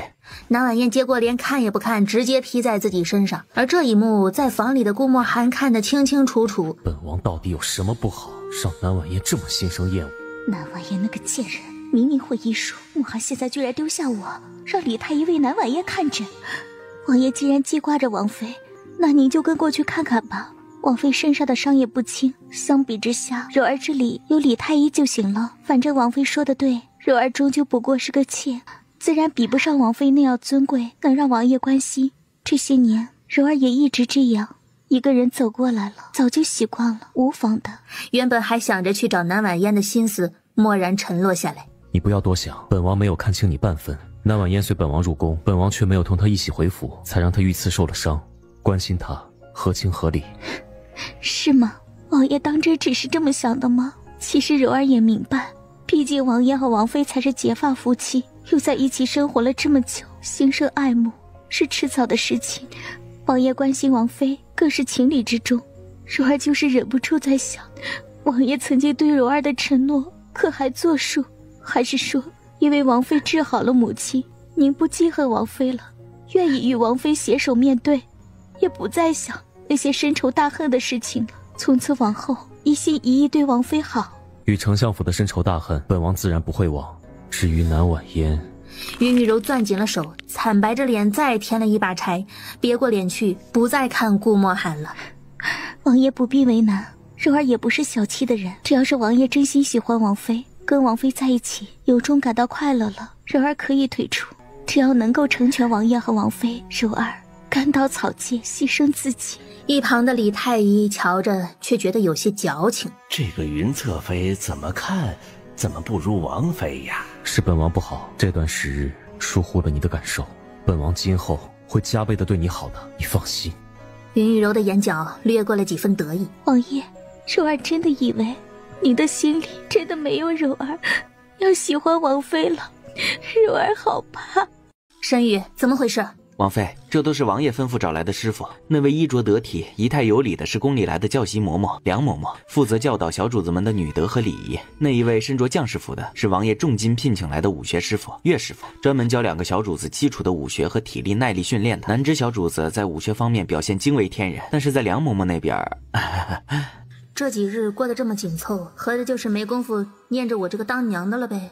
王妃，属下知道有些事情不该多嘴，但还是忍不住想说，王爷重情重义，命运也坎坷，或许会在侧妃的事情上有所偏袒，可对2个小主子的确是实打实的偏心溺爱呀。还请王妃能够看在2个小主子的份上，给王爷一个机会。我和顾墨寒之间不需要什么机会，你去外面等我吧，过会儿我要去接舅舅回府，还需要你帮忙。沈宇闻言如遭雷劈，仿佛有一盆冷水泼在头上。是，王妃和王爷难道真的不可能了吗？一旁正在踢毽子的于峰终于注意到了南婉嫣。属下见过王妃。王妃，您方才跟沈侍卫说什么呢？你来的正好，我有事情要交给你去做。王妃请说。你去帮我查一下云雨柔的表哥云墨染，查到什么就汇报什么，无论是他的私生活还是为人，尤其是跟侧妃有关系的，多仔细打听，我要事无巨细，尽快处理好给我。是。娘亲回来了。小蒸饺和小包子一左一右抱着南婉嫣的腿。娘亲怎么这么久都没回来？这几日娘亲在宫里过得好不好？可有被坏蛋欺负？娘亲啊，好得很，可没有人敢欺负娘亲啊。你们呢？我可是听沈宇说，这几日你们学了好多的本事，都快忘了娘亲了。才没有，我们一直都很想念娘亲的。真的，我们就是想多学一点东西，等娘亲回来，我们表演给你看。说罢，一个马步跨蹲在了南婉嫣的前面。这是岳师傅教的扎马步，他总是夸我有耐力，能够做得很标准。娘亲看好了，还有这个叫白鹤拳，这个拳法可以修身养性。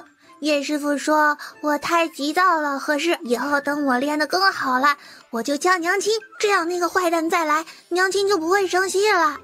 学得真好，娘亲觉得呀，你很棒。南婉嫣捏了捏小正角的小脸蛋，看向了那个所谓的岳师傅。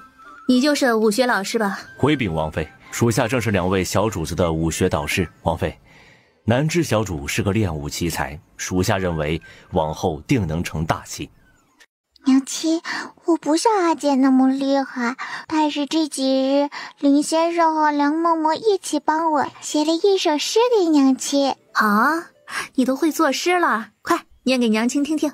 致娘亲小包子，南关秋色宛如烟，朱唇柳眉肤似雪。南婉嫣突然意识到，顾墨寒无论是在财力还是各方面，都能给孩子上佳的物质生活，能让他们过得更好。但他呢，他不由得有点心慌。终有南山落知晓，娘亲怀里永安好。娘亲，我和阿姐会永远爱你，陪着你，保护你。娘亲很开心，你们这些日子过得好，娘亲也觉得很好，而且你们都有了进步，真棒。谢谢娘亲。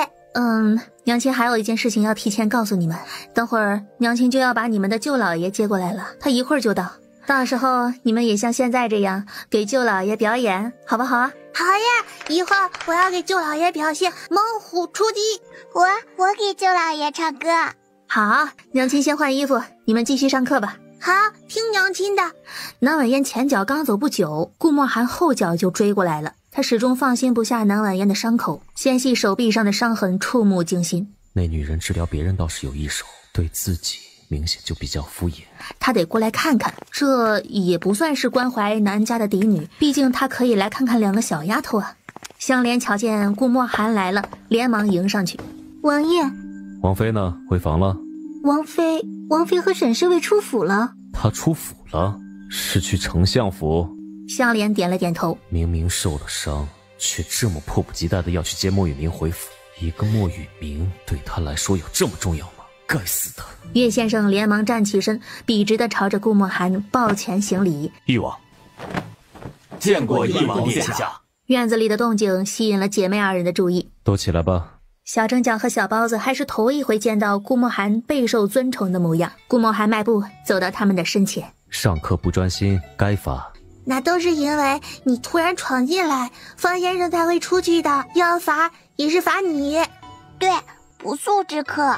伶牙俐齿，跟南婉嫣真是如出一辙。顾墨寒忍不住有些失笑，面对这2个小丫头，他总是拿她们没办法。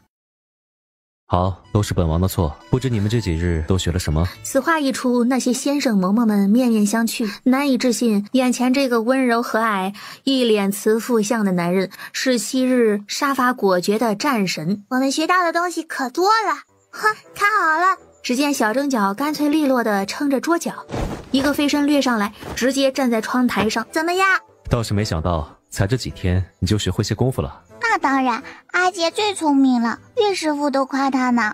岳先生连忙站起来。回王爷，南枝小主真是习武天才，属下从未见过有人底子这么好，莫说女娃，便是男娃，属下也没见识过。你说他是习武天才？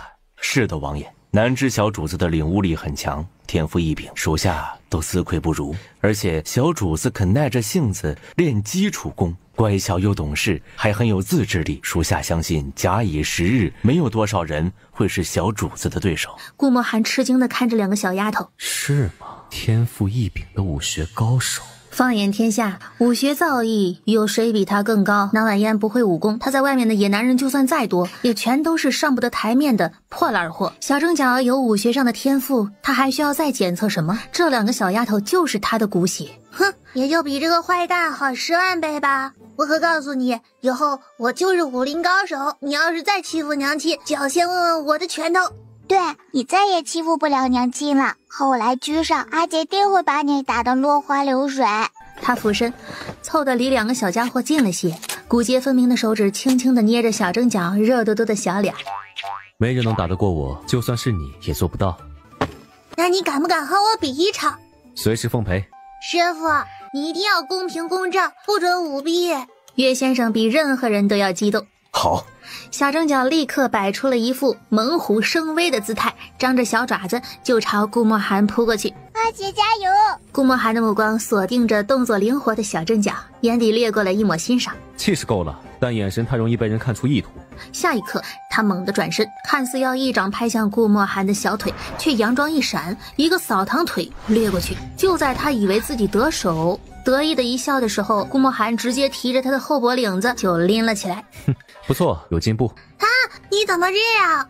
这把不算，你耍赖，你怎么能把我提起来呢？岳师傅，你都不说说他。岳先生一脸的汗颜。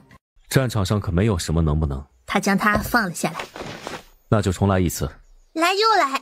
刚摆开了姿势想要踹他，男人修长的手指直接点在了小正角的穴位上，小家伙登时就动不了了。你输了，服不服？我不服，你怎么能点穴位呢？要比武。顾墨寒纵着他解开了他的穴位，小正角立刻拿过地上的木棍想一顿揍他。顾墨寒都不知道怎么挪动的，瞬间来到了小正角的身后，大掌扣住了他细细的手腕，小家伙的棍子也啪的一声掉在了地上了。这回呢，服不服？外行人可能看不明白，可岳师傅简直是惊叹，就顾墨寒刚刚那漏的一手，就算是他也输定了。好厉害啊！小正角虽然心中不服，但也狠狠地被震撼住了。行吧，是我技不如人，但是我现在还小，能学很久很久，你以后一定打不过我。顾墨寒失笑，一把抱起了小正角，在他鼻尖上扫了扫。哼，好，本王等你长大再跟你比一场。他的余光瞥到了欲言又止的小包子，他走过去将他给抱起来。有时间我们来斗诗。我肯定赢你。顾墨寒头一次笑得这么开怀，抱着2个小丫头就在院子里举高高。行，本王等你们变强来挑战本王。小包子和小正角被顾墨寒这样抱着举高高，吓得赶紧抱住他的胳膊，却又觉得欢乐。等等，娘亲！小正角的笑声戛然而止，不能背叛娘亲。放我们下来，我们要做功课了，不然等娘亲回来要说我们了。对，方先生该等着急了。可众人却不约而同地想着，学什么功课呀？王爷哄闺女现场，妙啊！你们去听课，若是再不专心，本王就让方先生给你们加功课。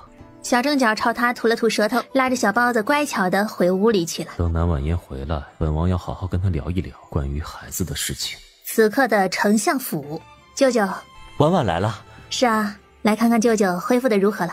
莫月明宠溺的一笑，伸手揉着他的头。这些日子啊，我都按照你说的按时服药，理当好些了。神宇蓦然僵硬了。这个莫允明竟然光明正大碰王妃，而且王妃还不抵抗。唉，在这一点上，王爷输得真彻底啊！南婉嫣仔细的诊脉，随即就笑了。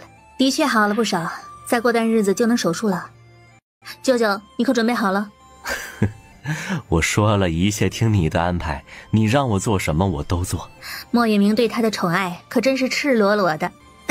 舅舅，今日我打算将你和阿纪都接回翼王府，住在我的院子里，这样就不用隔三差五的让阿纪来拿药了，我也能在身边随时照顾你，观察你的情况。阿纪还是个孩子，听到这个消息只觉得异常的兴奋，拉着神宇说道：翼王府管吃吗？管，你们就住在香林院，会有专人照顾你们的起居的。这位是？属下是王爷的贴身侍卫神宇。莫允明一听到王爷二字，好看的眉头一下子皱紧了。这个年轻人还不错，不骄不躁，不像那翼王嚣张跋扈，目无尊长。沈宇瞬间傻眼了，这还是他头一次从王妃和2个小主子以外的人敢这样光明正大说顾墨寒的不好，果然不愧是一家人。你提他做什么？你让阿季收拾收拾，我们一会儿就出发。我虽是你舅舅，但毕竟是男人，就这样住进翼王府，会不会给你添麻烦呢？放心吧，舅舅，这件事情是是王爷亲口答应的，你就尽管跟着我回去，他不敢说半句不好的。他亲口答应的？既然如此，阿季啊，你去收拾一些东西，不必多带，带上那些玩意儿就好。我们随婉婉回家。是，先生。这样的人接到王妃身边，王爷真的不会后悔吗？小包子，快看，那人是谁啊？小包子抬眼，正好对上了莫允明。哇，这个人也太好看了吧！尽管莫允明坐在轮椅上，可是一身月色长衫，干净整洁。他迈着小短腿，直奔向了莫允明。这位公子是来找我娘亲的吗？不过很不巧，我们娘亲不在。我知道。哇，声音也很好听啊！请问公子，你怕翼王吗？敢跟翼王对决争锋吗？敢抢翼王的王妃当老婆吗？老婆是什么意思？沈宇和莫允明都没听懂，不过沈宇联想一下，总觉得不是什么好词儿。翼王算得了什么？我可不怕他。翼王算什么？众人吓得瞠目结舌。你不怕，真的是太好了。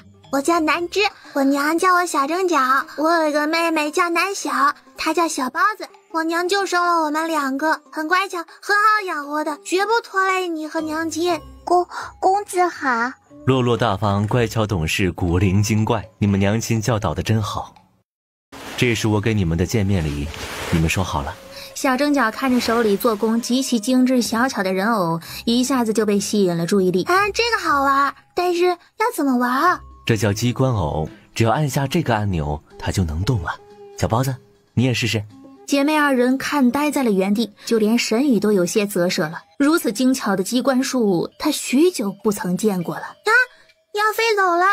小蒸饺跳起来，想要伸手去抓空中的百灵鸟，脚下一空，没站稳，朝着地上倒去。莫允明的眸光一动，出掌的瞬间将轮椅调转方向，俯身稳稳地接住了小蒸饺。公子好厉害！那当然，我们先生本就是很厉害的大人物，要不是这双腿，若不是当年为了救王妃出事，才不会只能坐在轮椅上呢。我说这位公子，我就不拐弯抹角了，你来当我们的爹爹吧，我们娘亲有很多很多钱的，养得起你的。什么？沈宇2眼都瞪直了，感觉自己都幻听了。莫允明也被噎得狠狠地咳了几嗓子。这不合规矩，我……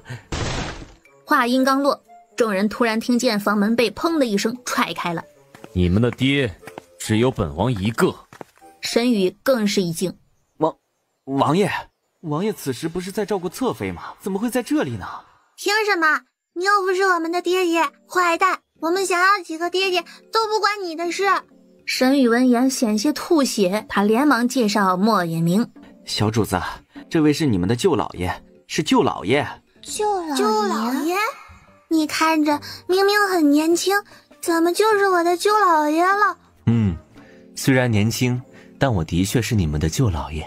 舅老爷就要有舅老爷的本分，别对本王的孩子有非分之想。莫允明早看顾墨寒不顺眼了，看来翼王还是没有认清自己的地位。我的2个外孙女从始至终没有喊过你一声爹，你又怎么能强硬地说他们是你的孩子？小蒸饺立马站到莫允明的身边。就是我们没有爹爹，你别打肿脸充胖子。阿姐说的没错，我们想跟舅老爷玩。这是本王的家事，还轮不到一个无关紧要的人来过问。2个小丫头是不是本王的孩子，一眼都能看得出来。你睁眼说什么瞎话？谁是外人？翼王心里没数吗？沈宇立即对几个嬷嬷使了眼色，嬷嬷们马上抱起了2姐妹往里走。嬷嬷把我下来，这是我舅老爷，不许坏蛋欺负我舅老爷。小主子，现在王爷和你舅老爷有话要说，老奴陪你们去后院玩吧。香林院里瞬间只剩下顾墨寒和莫允明，还有一旁大气也不敢出的沈宇。翼王，我再次警告你，没人可以欺负婉婉，便是你也不行。谁警告你？你现在在本王的府上，本王随时可以让你身首异处。本王警告你，就算是舅舅身份，也离本王的女人和孩子远一点。你的女人和孩子就住这种鬼地方啊，可真是羞辱！义王，男人欺负女人很窝囊，你看我不顺眼要处置我，大可也来试试。但倘若让我发现你欺负婉婉，我绝不放过你。顾墨寒没见莫允明手上的动作，但他察觉出有2道微小的杀气带着强劲的锋利冲他急速驶来。他偏头一闪，2指瞬间夹住莫允明射出的暗器，但还有一根没有被他抓住，而是直直插进他身后的树干里，瞬间裂开了2指宽的一道缝隙。放肆！你竟敢伤王爷！他能伤婉婉，我不能伤他。神宇在等顾墨寒下令，顾墨寒却只看着手里细如发丝的金针，这么小的东西完全可以杀人于无形，莫允明竟然深藏不露。雕虫小技，你以为这样就能伤到本王？本王与南婉嫣的爱恨情仇与你何干？本王始终是他的夫君，是翼王府的主人。你不过一个非亲非故的舅舅，能够住进来，全是成了本王的意思，还敢对本王不敬？莫允明不发一语，又是一阵暗器射出，顾墨寒毫不费劲儿地躲开避过，甚至不知何时猛地窜到了莫允明的跟前，一把抓住了莫允明的手腕。的确有点武功底子，若你现在四肢健全，或许还能勉强跟本王一战，但你不过废人一个，也配跟本王斗？话音刚落，顾墨寒就感受到身后一阵劲风袭来，他眼神一冷，凭空接住了远处狠狠砸过来的平底锅。顾墨寒，你他妈骂谁？南婉嫣噌的一下，火气直窜脑门，平底锅直接就朝他砸过去。莫允明立马收回横在顾墨寒腹部的手，捂着嘴虚弱地咳了2声。婉婉，你回来了。顾墨寒看向了怒气冲冲的南婉嫣。本王不是在骂。南婉嫣都没等他说完，直接一把推开他，将自己的平底锅拿回来，护崽子似的护着莫允明。没骂，方圆10里都听见了，你到底还要不要脸了？我不在你就欺负我手无缚鸡之力的舅舅，而且你才废物一个，你凭什么骂人？舅舅，你没事吧？你有没有伤到哪里？莫允明看向了顾墨寒，开始肆无忌惮地演起戏来。无妨，翼王不过是觉得我双腿残废，是个累赘罢了。本王没有，大丈夫敢做敢说，本王何曾伤你？莫允明刚才不是还盛气凌人的，怎么这会儿就病蔫蔫的了？顾墨寒，你给我滚！我舅舅都这样了，你还说你没有？还有你神宇，你冲谁把刀呢？神宇顿时收回了利刃，有苦难言。王妃，不是这样的，属下只是……莫允明方才用暗器想要伤害本王，说本王没有武功，早就被你的好舅舅给弄死了。况且刚才你什么都没看见，凭什么污蔑本王？你睁眼说瞎话也请现实一点。我舅舅这么温润如玉的一个人，怎么可能对你动杀心？顾墨寒，我告诉你，你要是敢动我舅舅一根头发，我定要你偿命。说罢，他看向了莫允明，语气温柔：舅舅，你不用担心，有我在，他不敢动你。莫允明的眼底掠过了一抹深意，余光瞥向了顾墨寒，带了几分讽刺。都听婉婉的。顾墨寒的心瞬间凉了大半，胸口的怒火窜上来，伸手拉住南婉嫣的手腕。南婉嫣，本王耐心不多，就解释一次，本王没有。我耐心还不多呢，别给我解释，滚！神宇见情况混了，连忙跪在了南婉嫣的跟前。王妃，王爷说的句句属实，他真的没有伤害舅老爷，而且是舅老爷出手在前，还请您消气啊！你当然帮着你的主子说话了，而且就算我舅舅真的要杀顾墨寒又如何？肯定是顾墨寒做错了什么，自找的。男人转头从树干里拔下了一根金针，这就是证据。南婉嫣，他想杀本王，本王是防守。南婉嫣根本看也不看，一手拍掉了金针，冷喝一声：“那又怎么样？你现在既没有缺胳膊少腿，也没有死，凭什么来怪我舅舅？”顾墨寒当时觉得心脏都疼了。你就这么护着他？南婉嫣，你明知道他在撒谎。对啊，我的舅舅不论如何我当然护着，你要是觉得委屈，就滚回你的云雨柔身边去。顾墨寒能不分青红皂白，能睁眼瞎的护着云雨柔，怎么就不许他护着自己的舅舅了？婉婉，算了，我们走吧。确实是舅舅拖累你了，你还是送我回丞相府吧。回丞相府做什么？我有权接你过来住，而且这件事情也是他亲口答应的。我听婉婉的，回院子吧，2个小丫头应该着急了。闻言，顾墨寒的俊脸瞬间紧绷，慌张了。南婉嫣，过来。好，我们走。南婉嫣，你敢！南婉嫣一把甩开他的手，直接从怀里掏出了莫允明送他的剑弩，笔直的对准顾墨寒的心脏。再靠近一步，我可就不客气了。神宇一愣，只觉得眼前的这一幕似曾相识。5年前顾墨寒维护云雨柔的时候，对南婉嫣也是这个眼神，冰寒森冷。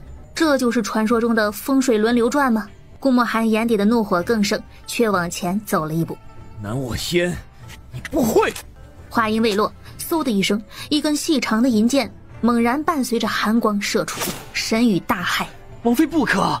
然而剑矢擦过了顾墨寒的脸颊，带起血珠插进了身后的院墙。顾墨寒狠狠的一震，呆愣在原地看着南婉嫣，语气简直不敢置信。南婉嫣，他居然真的敢对他下狠手，活该！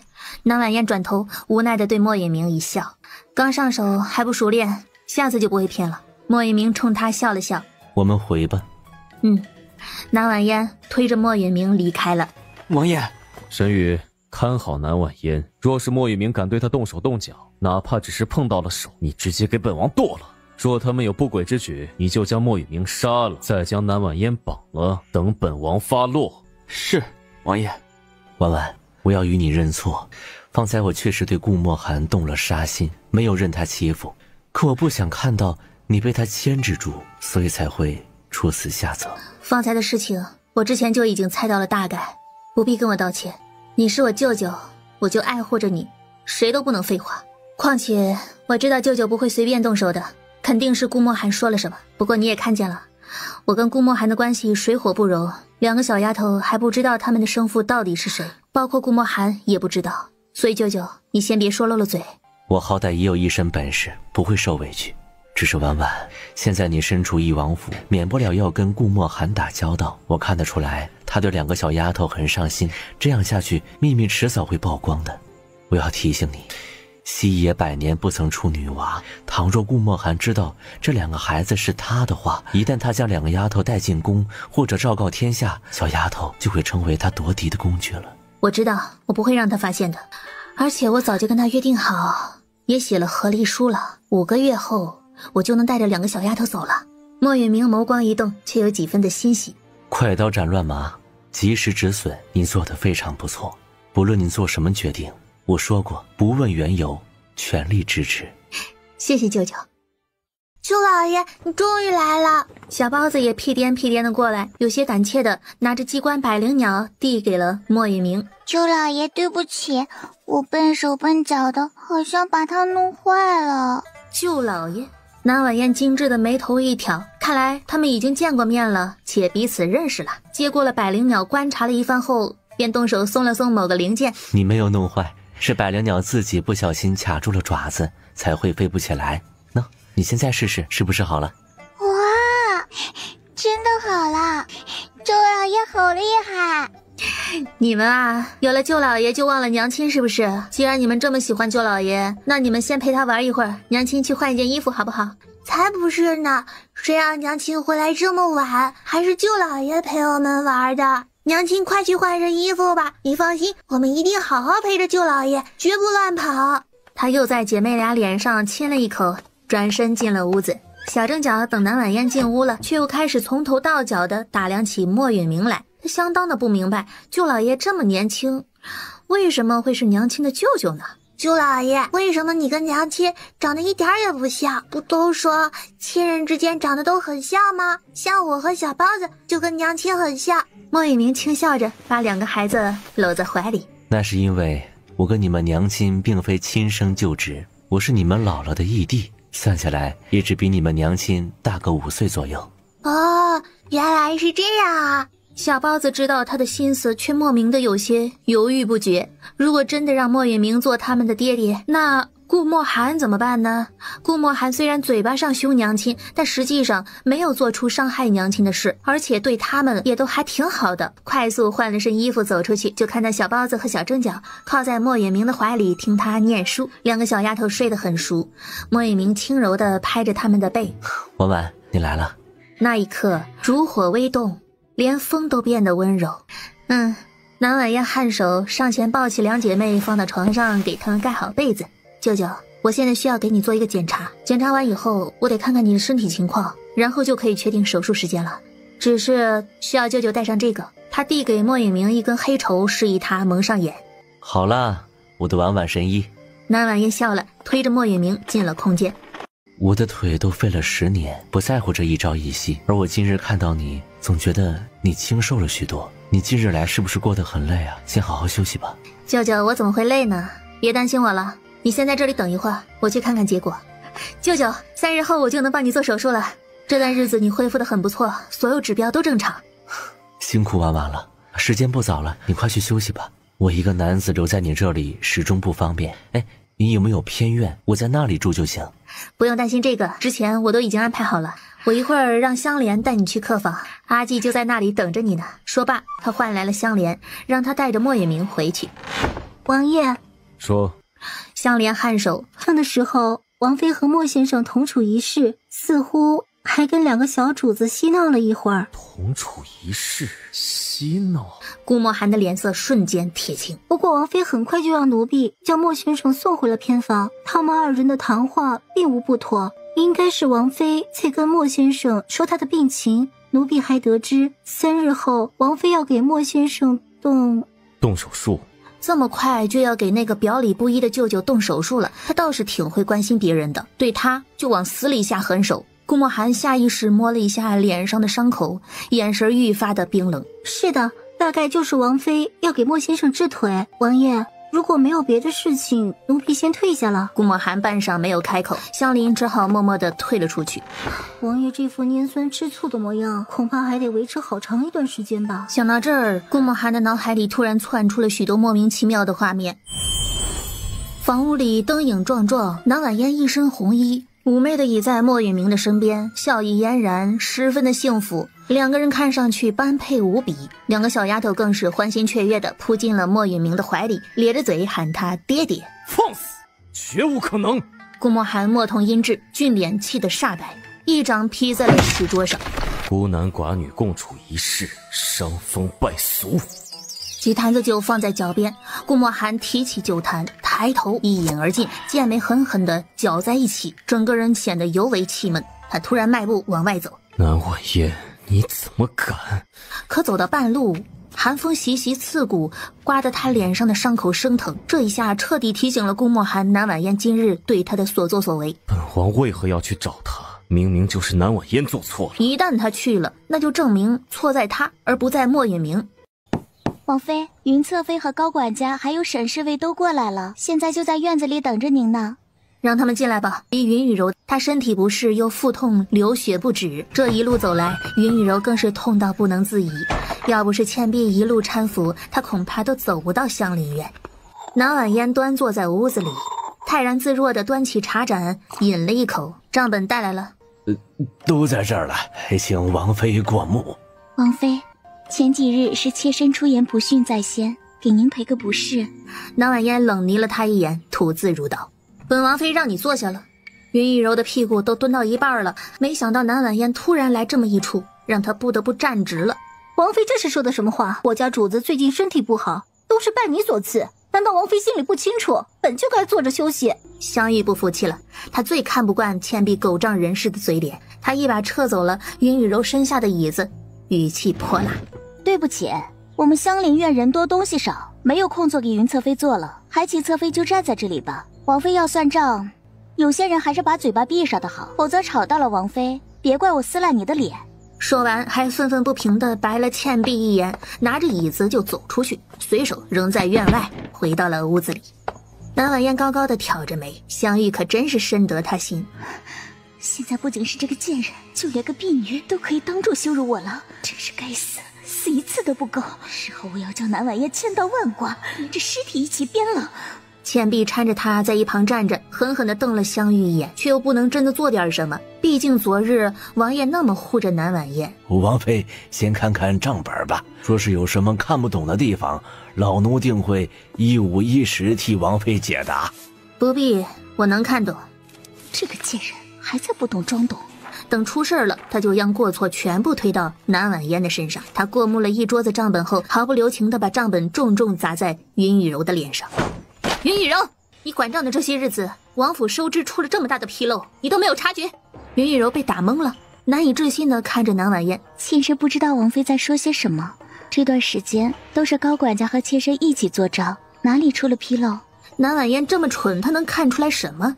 肯定是想要炸他。高管家脸色大变，没想到南婉嫣会突然发这么大的火，连忙上前捡起了账本看了看。敢问王妃，账本到底出了什么问题呀？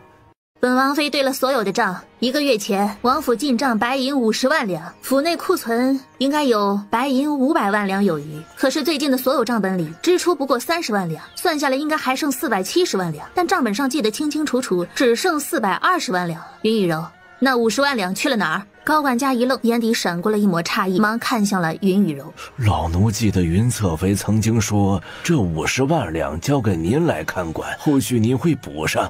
现在，南婉嫣冷笑一声，目光直逼云雨柔。看来高管家并不知情。云侧妃说吧，50万两你拿去干什么了？香玉惊讶地捂着嘴，看向云雨柔的眼神充满了鄙夷。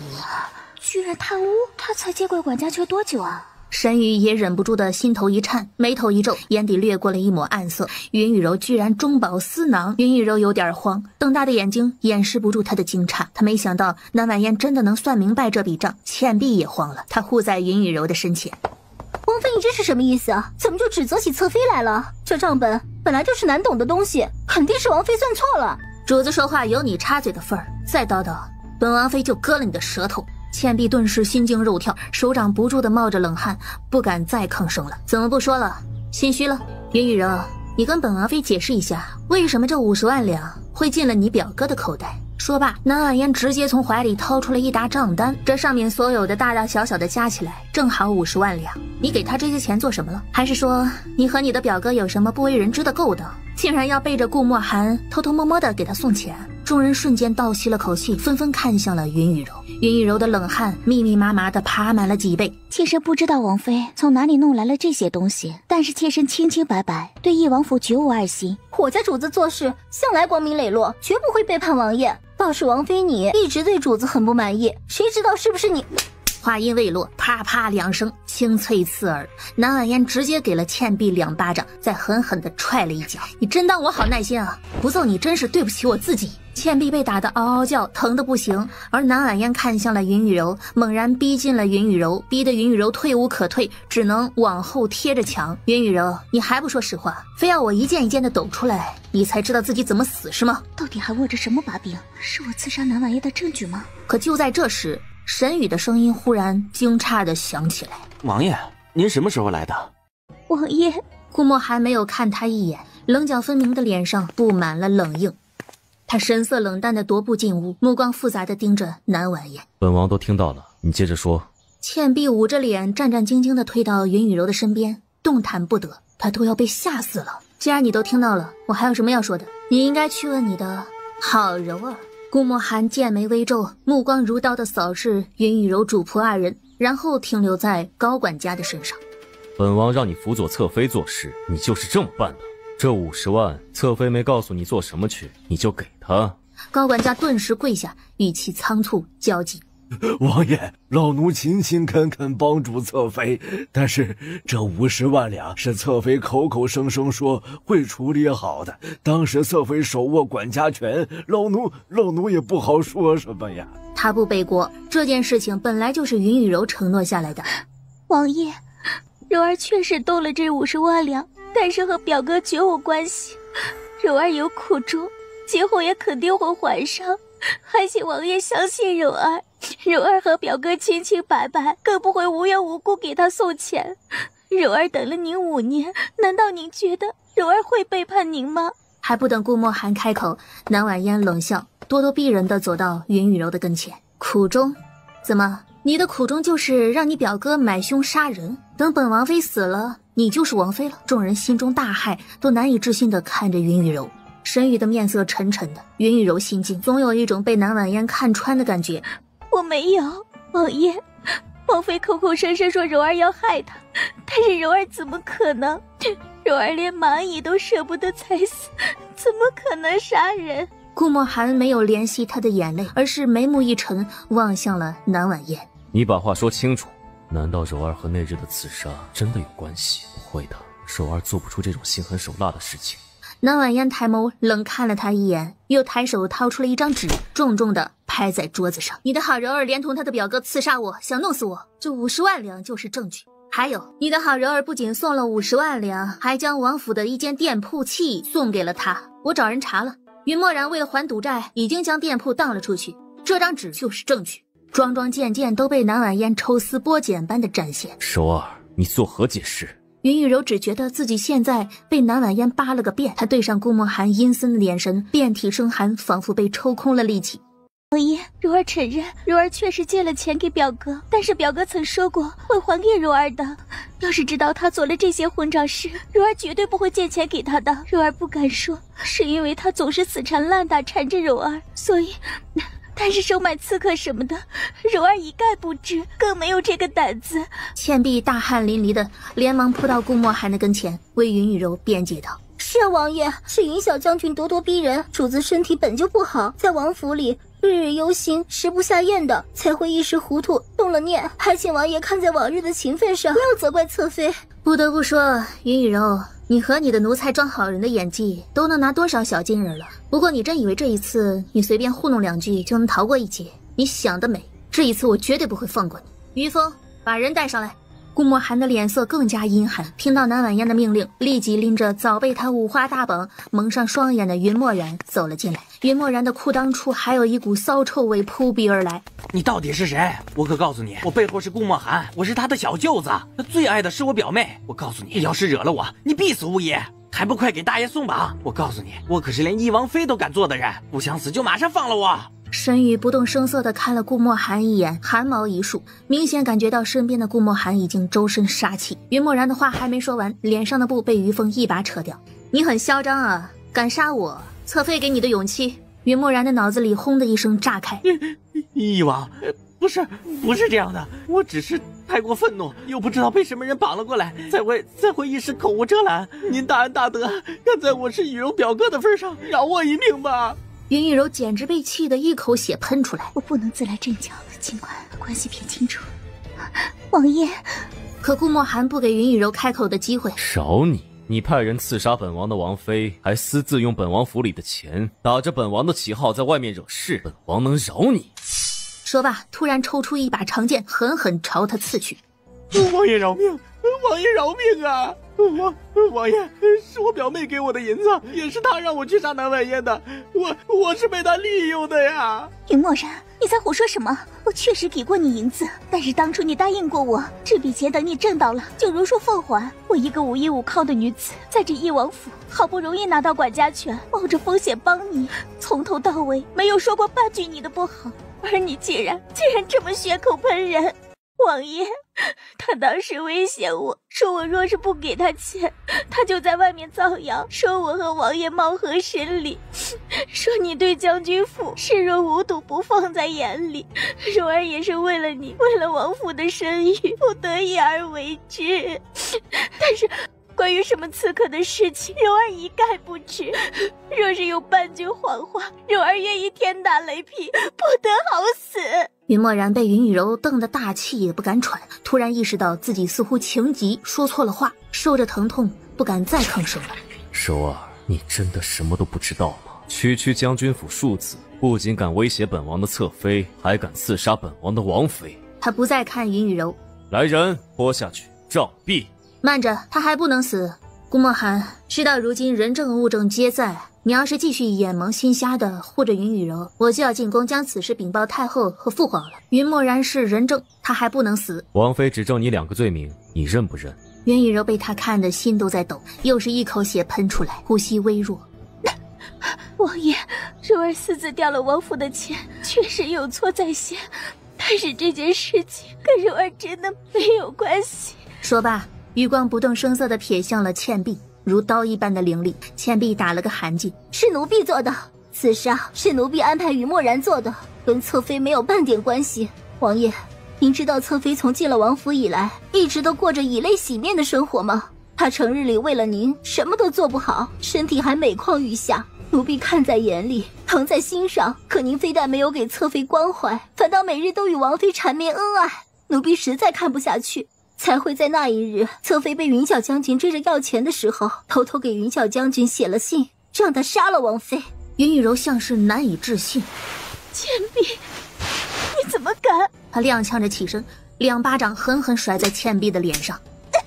你知不知道你做的这些事情会如何让王爷王妃误会我？王爷，倩碧做了糊涂事，是柔儿管教不严，都是柔儿的错。柔儿愿意领罚50万两，柔儿也会补上。但刺杀王妃一事，柔儿真不知情，还请王爷明察。柔儿，本王对你太失望了。王爷对柔儿失望了？果真是顾墨寒变了，对他的话都不相信了。这么说，王爷不信柔儿，觉得柔儿真的能做出这么心狠手辣的事情？在王爷心里，柔儿就是这样的坏女人吗？王爷的确不关侧妃的事情，侧妃平日里连杀生都不敢，柔弱善良，怎么可能干出杀人的事情啊？的确是奴婢做的。你可真能耐，为了给你主子脱罪，你竟然甘愿牺牲。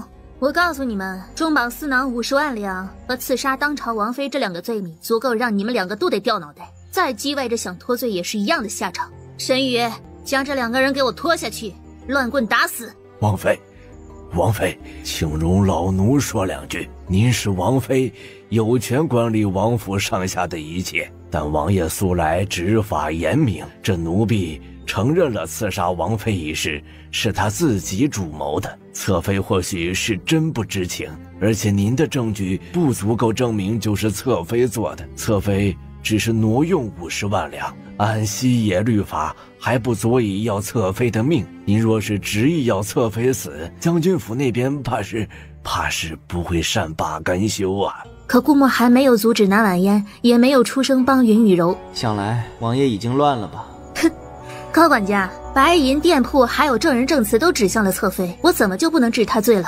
非要等他把刀架到我的脖子上，或者是捅我一刀，甚至是我死了才算犯罪是吗？当初我第一次救沈宇，你们可是二话不说，连沈宇的情况都没有了解，直接就把我关在牢里了。现在我一堆证据摆在你们面前，你们还有脸说他没罪？您那会儿拿着刀，这着实让人误会。但后来不是证明您的清白了吗？都不必争执了，都是柔儿的错，柔儿都认罪了。王妃要杀要剐，都听王妃的。王爷，柔儿在这府里无依无靠，从来都只能和倩碧相互取暖。曾经柔儿以为柔儿的身边有王爷就够了，可柔儿等了您5年，不仅翘首以盼的大婚被毁，您甚至都没有碰过柔儿。出了事，您只护着王妃，甚至从刚才开始，您一直站在王妃身边，指责柔儿。您对柔儿失望，错是柔儿没有谋害王妃，心也凉透了。柔儿无话可说，全都是柔儿的错。好一朵白莲，又在打感情牌。看来你是不见棺材不掉泪啊，那就别废话了。我的确是不懂你们的律法，就让皇后和太后这懂律法的替我裁决。于峰，把云侧妃和她的丫鬟表哥都给我捆起来。够了，你的证据不够充分，见不见太后都是一样的。此事你受委屈，本王会为你讨回公道。说罢，他的视线先扫过了楚楚可怜的云雨柔，眸底着实是失望。确实没有证据证明他有罪，眼前的人已经越来越陌生了，不再像曾经那般善良。婢女倩碧胆大妄为，敢与将军庶子勾结谋害王妃，处以杖毙。侧妃中饱私囊，管教无方，把其嫁妆俸禄和赏赐全部充公，直至填上50万两的亏损，幽禁3年。倩碧和云墨然的身子顿时瘫软在地。云雨柔脸色骤变，王爷饶命啊！我就只是贪财。他的话还没说完，就被顾墨寒一剑抹了脖子。众人一阵骇然，倩碧尖叫，吓白了脸。而这一刻，云雨柔只觉得身体冰冷，仿佛顾墨寒的剑贴在他的脖子上一样。他知道，他这是在警告他。顾墨寒，我还没说答应。侧妃的惩罚我不服，他明明就是主谋，就算没有直接证据不能治他的死罪，那他也不能这么轻飘飘的过去，至少也要挨100大板。100大板，这跟要他的命有什么区别？王爷，此事因我而起，全是柔儿的错，您别为难了。王妃想要柔儿死，柔儿可以去死。临死前有几句心里话想和王爷说，眼神痴痴的凝望着他。王爷风华绝代，智勇无双，若不是柔儿阴差阳错救了您，都不会有跟王爷站在一起的机会。如此，柔儿也不会对您动情，更不会苦苦单相思多年。因为修成正果的时候，才发现这一切不过是我一厢情愿。早知如此，何必当初？要是当年我死在了湖里，说不定会永远成为您心上的白月光。倩碧与我情同手足，他为了我一时糊涂，这罪我受了，求您饶他一命，让他出府吧。王爷，我们来生再见。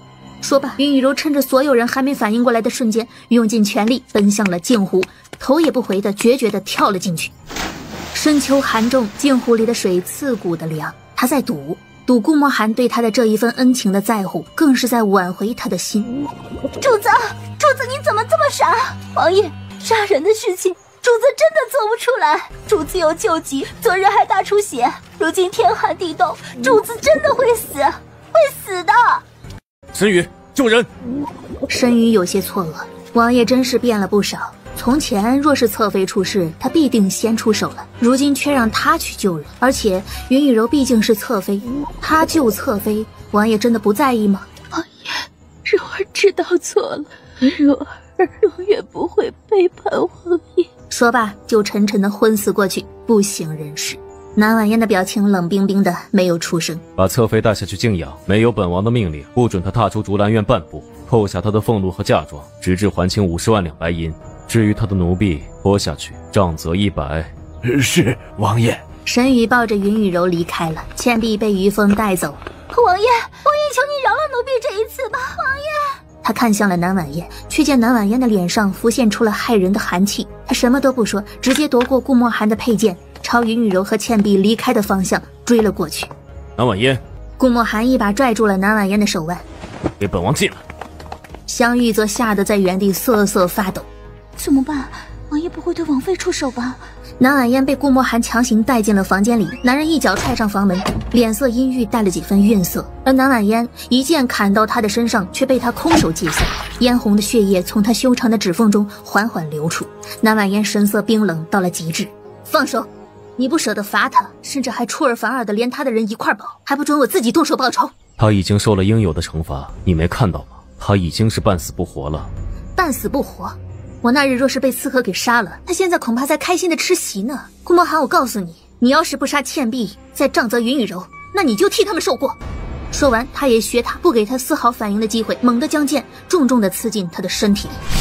顾墨寒没躲，利刃刺进他的左肩，痛感强烈的席卷了全身，鲜血流下。解气了，南婉嫣，本王知道你受了委屈，你刺本王一剑，本王不予追责。今后本王也会加派人手看管好竹兰院，绝不会再让旁人伤你分毫。南婉嫣的确是解气好多，狠狠地将剑抽出，鄙夷的冷场。哼，你不让他伤我，我看你是怕我伤了他吧？你到底为什么3番5次护着他？今日这些事情你还看不明白吗？他对本王有恩，本王不想再欠他的。什么狗屁救命恩人？顾墨寒，你真的是可笑。说到底，你不过是偏袒他，见不得他去死。我倒要查查当年云雨柔是怎么救的顾墨寒。他对本王有恩，保他一命有理有据。你气不过伤本王，本王也算你有理。可南婉嫣，你和莫允明是没有血缘关系的人，你们5年没见过面，感情早就淡了，你又为何偏袒他？你也配跟我舅舅比？我舅舅是全天下最好的人，比起你这种宠妾灭妻的渣男来说，好了不知道多少倍。至少在我性命攸关的时刻，我舅舅会毫无保留地护着我，相信我，而不是像你这样眼睁睁地看着凶手逃之夭夭。他蓦然扣住了南婉嫣的剑，猛地将她按倒在桌子上，眸子里猩红震怒。本王警告你，从现在开始，本王不想再听到你说他半句好话。要解释多少遍，他没有让云雨柔逃之夭夭，他已经半死不活了。而且他受了南婉嫣刺一剑，让他解气，他怎么还骂他渣男？该死！你算老几？你有什么资格命令我？放手！南婉嫣挣扎着想要起身，桌上的东西也被悉数摔到地上，叮叮咣咣的碎了一地，也没挣扎出来。顾墨寒，你真的是让我烦透了，我就没见过你这样的。等我治好了我舅舅，我马上就走。你的翼王府我是一刻也待不下去了。顾墨寒挺拔的身影猛地一僵，顿时怒意盎然，也顾不得肩膀上的痛感强烈，死死压着他。敢走！南婉嫣，本王已经知道了，2个孩子是本王的，而你是本王的王妃，也是本王的。说好半年之约，你已经失信太多次了，再这样下去，本王就毁了你的和离书。顾墨寒，你敢！他的话还没说完，顾墨寒直接强势的俯身吻住了南婉嫣柔软的唇，他心底的占有欲和沉闷瞬间爆发，死死困住南婉嫣的双手，一手捏着她的下巴，肆意咬着她的唇，不给她任何反击的机会。南婉嫣被吻得猝不及防，使劲的反抗，一双腿乱蹬，却无济于事，狠狠的咬着他，疼的男人面色一沉。顾墨寒，你是个王八蛋，你敢撕我的和离书，我就撕了你的白莲花。还有，我警告你，2个小家伙是我的孩子，跟你没有半毛钱的关系，你休想打他们的主意。顾墨寒舌头疼，肩膀也疼，他冷笑一声，骨节分明的手指紧紧捏着南婉嫣的下巴。南婉嫣，小正角除了容貌，无论是在武学上还是喜好上，都跟本王如出一辙。小包子虽像你多一点，但他的喜好也与本王一致。他们是本王的孩子，你再否认也无济于事。南婉嫣的心底有些发慌，你的孩子？哼，你还真的是说得出口。顾墨寒，你不是一直说我脏吗？说我水性杨花，外面有数不尽的男人吗？事实你也看见了，颜色没有变。我的闺女有可能是任何人的，但绝对不可能是你的。没错，本王就是嫌脏，你的身子不洁，还逼着太后让本王碰你。5年过去，你还跑出王府去找排成长龙的男宠，事到如今还不顾一切要接莫雨明回府，为他伤本王。这些事情，本王为何不能认为你红杏出墙，不知检点？我跟你没什么好说的，滚开！他再次用力的挣扎，没想到这次竟挣脱开了。南婉嫣当即推开他，擦了擦唇离开。可刚走2步，他的身子蓦然被顾墨寒粗暴地扛起来，男人不费吹灰之力的就将他扔在床上，紧接着欺身压下来，腰腹死死抵在南婉嫣的身后。顾墨寒，你干什么？你说本王做什么？你现在还是本王的王妃，你的身子到底干不干净？跟多少人有过肌肤之亲？本王要亲自检查一番。话音落，呲啦一声，他的衣服猛地被他撕扯下来。顾墨寒强硬地扯开南婉嫣的衣领，他喉结一紧，张嘴不由自主地咬了上去。顾墨寒不得不承认，南婉嫣的滋味他还没有尝够。5年前他被仇恨蒙蔽了双眼，可如今他有的时候会控制不住地回味5年前和他的那一次，他像变态一样的惦记着他，自己也感到十分的不耻。而这种感觉云雨柔从来没有给过他，他对南婉嫣似乎越发的不受控制了。顾墨寒，南婉嫣却不知道他有这么多的想法。顾墨寒，你这个疯子，彻头彻尾的渣男！你总想着吃着碗里的，想着锅里的，你什么都想要，也不看你配不配。王凭什么不配？你哪里配？你跟云雨柔才是天生一对。而且顾墨寒，你真的很下作。你堂堂的王爷骂着我又不肯放过我，竟然还要强迫我，你不觉得这种事情说出去要笑掉人的大牙了，令人不齿吗？南婉嫣一边说，一边拿着床边的花瓶，恶狠狠地往他脑袋上狠狠砸去。花瓶大且顺手砸到了顾墨寒，鲜血顺着他的额头汩汩地淌下来。顾墨寒闷哼一声，下意识放开他。南婉嫣就趁着空档一把推开他，可手臂却被他抓住了。南婉嫣竟敢诱打本王！打的就是你！南婉嫣狠狠地甩开手，如果你不想再挨一剑，你马上放手，给我滚出去！他现在才想到这里是他的地盘，凭什么他跑？应该是他滚。南婉嫣究竟要对本王动手到什么时候？本王何时有你说的这么不堪？你哪里都不堪，换任后院的侧妃为非作歹，不管不顾王妃的死活，现在还欺压到我舅舅头上，还妄想收买2个小丫头当你的踏实板。就凭你这副猪狗不如的做法，你有什么资格来强迫我？顾墨寒一张脸黑了个彻底。你说本王不堪，那本王倒想知道你想要的好男人是什么样的。我的男人不能伤害我，要有一身的本事，可以冲锋陷阵，护我，护2个小丫头一世周全。同时要对我温柔，处处听我的话，无条件相信我，爱我的闺女，不属于任何一个阶级阵营，也要尊重我行医救人的职业，不能有3妻4妾，这一辈子只跟我一生一世一双人。顾墨寒，你扪心自问，你配吗？你故意说这些，就是想来激怒本王。南婉嫣说这些话的时候，她脑海里没来由的第一个想到了莫允明。南婉嫣依旧是举着剑弩瞄准了他。顾墨寒，我说了，我要的标准你这辈子都达不到，别总往自己脸上贴金，这世界上比你好的男人数不胜数。好了，你认清了自己，马上滚出去吧。没有比本王更好的男人，你别想着能遇到，本王再也不会让你红杏出墙。他也不惧南婉嫣手上的剑弩，胸口就抵在上面。南婉嫣见他还敢靠近，简直不怕死，手腕蓦然一疼，顾墨寒鬼魅一般的封住了他的穴位，同时牢牢扣住他拿着剑弩的手腕。顾墨寒，你干什么？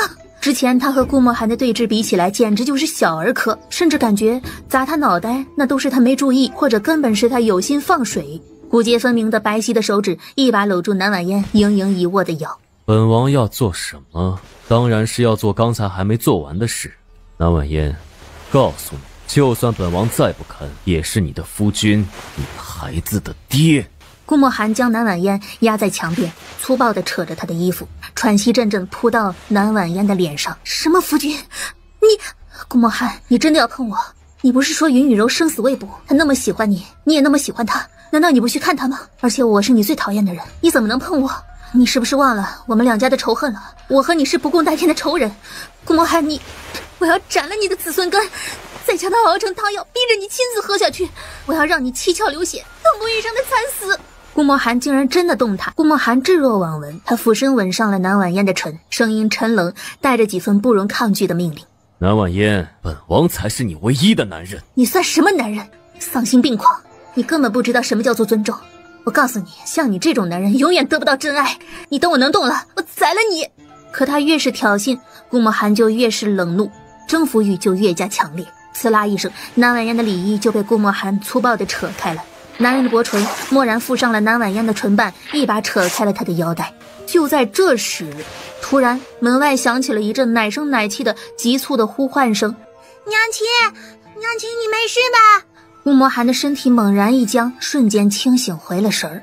小蒸饺和小包子两人正疾步朝这边跑来，两人细碎的脚步声越来越近。他不可能在孩子面前做这种事，一下子站起了身。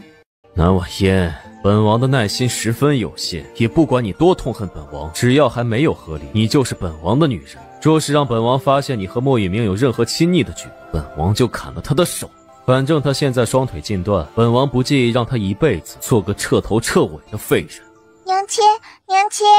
南婉嫣瞪着顾墨寒，恨得牙痒痒的，想立马把顾墨寒就地解决。奈何两个小丫头马上就到，只能一脚踹在顾墨寒小腿上泄愤。顾墨寒，你这个渣男，成天里就会欺辱老弱病残幼，怎么会有报应的你？他一定要逮着机会给这个狗王爷吃羊尾丸，让他一辈子都支棱不起来。顾墨寒冷笑一声，睨了南婉嫣一眼，却没有再说什么。他松开了南婉嫣的手，擦了擦脸上的血，拂袖推门离去了。男人刚打开门，就看见小正角撸起袖子，气势汹汹的想要推门而入，一看见他就愣住了。小包子跟在他的后头，跑得太急，一张小脸红扑扑，十分的招人疼。哎，阿姐怎么了？你怎么在这？这是本王的府邸，你们娘亲是本王的妻子，本王不在这里，要在哪里？哎，大坏蛋转性了！小正角和小包子疑惑的对视一眼，从头到脚的打量着顾墨寒。好奇怪，他被谁揍了吗？小正角的心中腹诽，撅起小嘴，把脑袋往顾墨寒的身后望了望。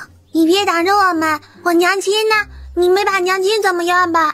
就是娘亲是不是受伤了？顾墨寒心底一沉，有些不是滋味。他刚想开口为自己辩解，身后传来女人温柔的声音：“我能有什么事情？倒是你们跑得这么快，小心别摔着了。”早在顾墨寒出门的时候，南婉嫣迅速换好了衣服，怕被小家伙看出不好的，还将衣服和头发都整理了一下，脖子上还有一道明显的咬痕。南婉嫣却不自知。顾墨寒回想起方才南婉嫣唇畔的温软香甜，女人销魂的滋味，他心惊了一刹，却蹙起了眉头。他从来都不这样对他笑的。娘亲，吓死我们了！还好娘亲没受欺负，要不然我们可不会放过伤害娘亲的某人。说罢，两个小家伙不约而同的看了顾墨寒一眼。他才在南婉嫣那里吃了瘪，现在又被两个小丫头鄙夷，心里很不舒服。娘亲没事，没人敢欺负娘亲，娘亲厉害着呢。走，我们回去跟嬷嬷们上课。这一次鬼使神差的，顾墨寒并未阻拦，他站在原地怔怔地看着母女三人离去的背影，脑海里有个想法正在慢慢的成型。沈宇，本王决定了。王爷，沈宇连忙上前：“您受伤了？”小伤无妨，本王要在生辰宴上把两个小丫头介绍给全天下人知道。沈宇，你来安排生辰宴的事情。还有不到1个月就是顾墨寒的生辰了，王爷要将小主子的身世大昭天下吗？王爷，你也知道西野皇室100年不出女丁，如果您要在生辰宴上公开两个小主子的身份，那就代表要夺权。王爷终于有心夺嫡了。本王无心朝政，认回孩子，只是想名正言顺的对他们好点，也方便促进感情。可是王爷，虽然两个小主子的脾性喜好跟您很相似，但王妃那边始终没有亲口承认过小主子是，她是不是不会答应您这么做呀？王妃从没有说过两位小主子是王爷的孩子，那小主子们的爹真的会是王爷吗？再者，王爷单方面强势宣布2个小主子是他的骨肉，不会出岔子吗？按照王妃的个性，一定会跟王爷拼个你死我活的。本王不管南婉嫣答不答应，孩子就是本王的，本王也必须要宣誓主权，否则那2个小丫头都要管别人叫爹了。王爷，侧妃她还没有苏醒，您去看看吗？找大夫给她看，本王不会治病，去了也没用。她的丫鬟呢？100棍打了吗？沈宇还是第一次见顾墨寒对云雨柔这么冷淡。回王爷，打完了，并未留情，但那婢女柔弱，怕是活不了了。王爷究竟是要护着侧妃，所以留下那丫鬟一条命，还是他想要护的是王妃呢？王妃受伤，所以王爷不准那丫鬟死得那么轻松，重惩后再不治身亡吗？若是这样的话，王爷的心思藏得有些深了吧？生怕有人看出来王爷在乎王妃啊。此刻的竹兰院，南婉嫣，都是南婉嫣。溥仪帮他把脉看了看，神色却很不好。我怎么了？这侧妃原本宫寒，养上半年就能有所好转，可今日跳了湖，寒气深入骨髓，您此后恐怕会不孕呢。什么？不孕？一切都是南婉嫣害的。侧妃不要太激动，只是有可能。没有可能，我不过20岁，只要好好休养身体，就能恢复从前。你若是胆敢让王爷听到半句不好的，我便杀了你。是。倩碧呢？她如何了？溥仪又赶忙帮倩碧把脉。这个倩碧姑娘伤势过重，要是熬不过今晚的话，恐怕就无力回天了。云雨柔的心顿时凉了半截。治不好她，你也去死。娘亲，看账本很累吗？我看坏蛋都累得满头大汗了，而且他是不是被娘亲收拾了？脸上还有血呢。我也看到了，娘亲没事吧？他有没有欺负你？他手下败将，当然不如你们娘亲啦。娘亲怎么会受伤呢？小蒸饺和小包子被逗得咯咯笑，这下凑得近了，他们才发现南婉嫣脖子上的咬痕。啊，娘亲被人咬了。是那个坏蛋干的吧？他太坏了，他怎么能咬娘亲？我去找他。南婉嫣这才知道顾墨寒给自己留下了一个咬痕。不是咬的，是娘亲磕的。打他的时候太用力了，就磕到桌角了。小包子心思细腻，忍不住多看了咬痕一会儿。是吗？那娘亲日后要小心一点哦。一双小手捧着南婉嫣的脸。娘亲，我和阿姐想问你个问题，你要如实回答。你和那个誉王还有和好的可能性吗？小蒸饺看了眼小包子，怕南婉嫣生气。我们没有别的意思，就是觉得那个坏蛋好像对娘亲好了一点了。南婉嫣一愣，这2个小丫头这么快就开始对顾墨寒有所改观了？不，我讨厌她。娘亲，对不起，我们不该提这件事的，你不要生气。那个大坏蛋十恶不赦，我们怎么可能让娘亲跟他好？对不起，娘亲，我们以后再也不说这种话了。娘亲是这天底下最好的女子，不可以受委屈的。你们是娘亲的贴心小棉袄，是最懂娘亲的人，娘亲怎么会怪你们呢？顾墨寒虽与娘亲有婚约，可我们脾气不合，三观不合，所以无法和好，这是娘亲的想法，希望你们可以了解与理解。娘亲说什么都是对的，我们都听娘亲的。乖，好孩子。先生，你快看，王妃送来的这些衣服多好呀！是不错。先生在想什么呢？这么高兴啊？无事，你去帮我看看婉婉来了没有。好。刚迈步走出房门，就撞见了踱步而来的南婉嫣。王妃您来了，先生刚刚才让奴才来看看您到没到呢。我这不就来了吗？舅舅这2日怎么样？您就放心吧，有我在，先生一定过得舒服。2人说话间已经进了屋子，随即2人呆住了。南婉嫣抬眸看见莫允明不知何时换好了他方才端详的那套衣裳。婉婉，坐。舅舅这么穿很好看啊，很衬舅舅的气质啊。有舅舅这么好的模特，我以后肯定能设计出更好的衣服啊。竟然是婉婉亲手设计的，我还不知道婉婉现在不仅医术超群，竟然还有了这样的本事。阿纪又呆住了。先生不是早就知道了吗？现在怎么明知故问呢？都是些鸡毛蒜皮的小本事，不值一提。手术时间提前了，舅舅你准备好了吗？当然，随时为我的小医仙准备着。舅舅你又在打趣我了。他总觉得自家先生自打进府后，看王妃的眼神越来越不一样了，隐约的藏着一些不属于亲人之间的情愫。南婉嫣并没有发觉莫允明的神色异常，自顾自地执起了莫允明的手腕，给他把脉。莫允明的体温很高，脉搏跳得也很快，他不由得皱着眉。舅舅，你不会是术前焦虑了吧？莫允明的大手反手将他的手牢牢地握住。婉婉，等我好起来，就换我来照顾你们母女。阿季见状，登时惊得瞠目结舌。南婉嫣愣了愣，随即笑了：“舅舅，你别担心，也别紧张，我肯定能治好你的。再说了，家人之间本就该互帮互助的，连说什么照顾不照顾的。”好，阿季，你去外面守着吧，我要给舅舅动手术了，你记得千万别让任何人进来。啊，好。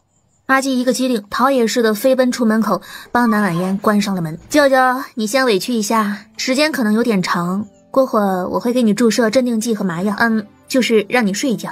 好，婉婉，你不要紧张，一会儿你会在吗？他睁眼想看见的第一个人就是他。我会在旁边一直守着你醒过来的。南婉嫣推着他进了空间里，手术很顺利，莫允明应该要不了多久就能恢复了。他趴在他的床边，因为疲倦不知不觉地睡了过去。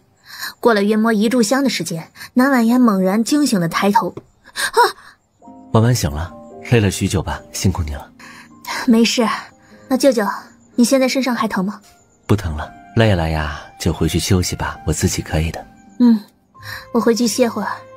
出来吧。话音刚落，一道黑影面戴银色的面具，如鬼魅一般跪在他的床前，毕恭毕敬地对他行礼。主子有何吩咐？派人暗中保护他们母女3人，本尊绝不许他们受半点伤害，若有一丝闪失，杀无赦。王爷，王妃她刚从她舅舅房里出来。莫允明，王爷不如听老奴一句劝，这女人呐，都喜欢宠他们爱他们，过于强势恐怕适得其反呢。是本王的就永远不会属于别人。顾墨寒气势汹汹地来到了南婉嫣的房间门口。宝贝，我亲爱的宝贝。他仔细地分辨一番后，发现竟然是安眠曲，是母妃曾经也为他唱过的曲子。顾墨寒的神色骤然一变。睡吧睡吧，我亲爱的宝贝。突然他看到了一只骨节分明的手伸了过来，细心地替2个小丫头掖好了被角，轻轻地撩了一下她们耳边的碎发。南婉嫣愣了一下，这么冷的天气也不知道给他们盖好，你是怎么当娘亲的？顾墨寒，你来干什么？随本王去军营。你让我去我就去。顾墨寒，你也太把自己当个人了。他的眼眸狠狠地一震，一把将他拉进自己的怀里，语气森冷地逼问道：去哪儿了？什么去哪儿？顾墨寒下意识屏住了呼吸，猛地用手捂住了南婉嫣的嘴，不让她发出声音，生怕吵醒了正在午睡的姐妹俩。他带着南婉嫣走了好久，才终于松开了手。要吵出来吵，别让小丫头们醒了。用得着你说。顾墨寒，别老把自己带入成我闺女们的爹。还有，我哪儿也不去。本王不跟你扯这个。顾墨寒细长的眸子氤氲着怒气，一把拽过南婉嫣，将她死死桎梏在怀中，扯开她衣襟的位置，白嫩嫩的什么都没有。本王留下的印记你弄到哪儿去了？南婉嫣这才反应过来，顾墨寒是在说那个咬痕，一把推开了男人。我觉得碍眼，所以遮住了。而且什么叫做你的印记？那分明就是暴力。顾墨寒也不相信，伸手掐住了南婉嫣的下巴，在原本该有咬痕的地方擦了擦，遮瑕膏就被他给擦掉，逐渐显现出了2排整齐的牙印。看到牙印，他心里这才好受一些，莫名的觉得舒坦。南婉嫣气急了，手肘猛地撞到了顾墨寒的胸部，却被坚硬的甲胄搞得生疼。他顿时倒吸了口凉气，眉头直皱地看着他，眸色却微微的一怔。方才屋里暗，他一直没有仔细的看顾墨寒，如今才发现男人今日打扮得花里胡哨的，有那么一点儿人模狗样。该让你乱打人。顾墨寒见他撞疼了，冷哼一声，放开了他。你是本王的女人，本王给的东西不准遮住。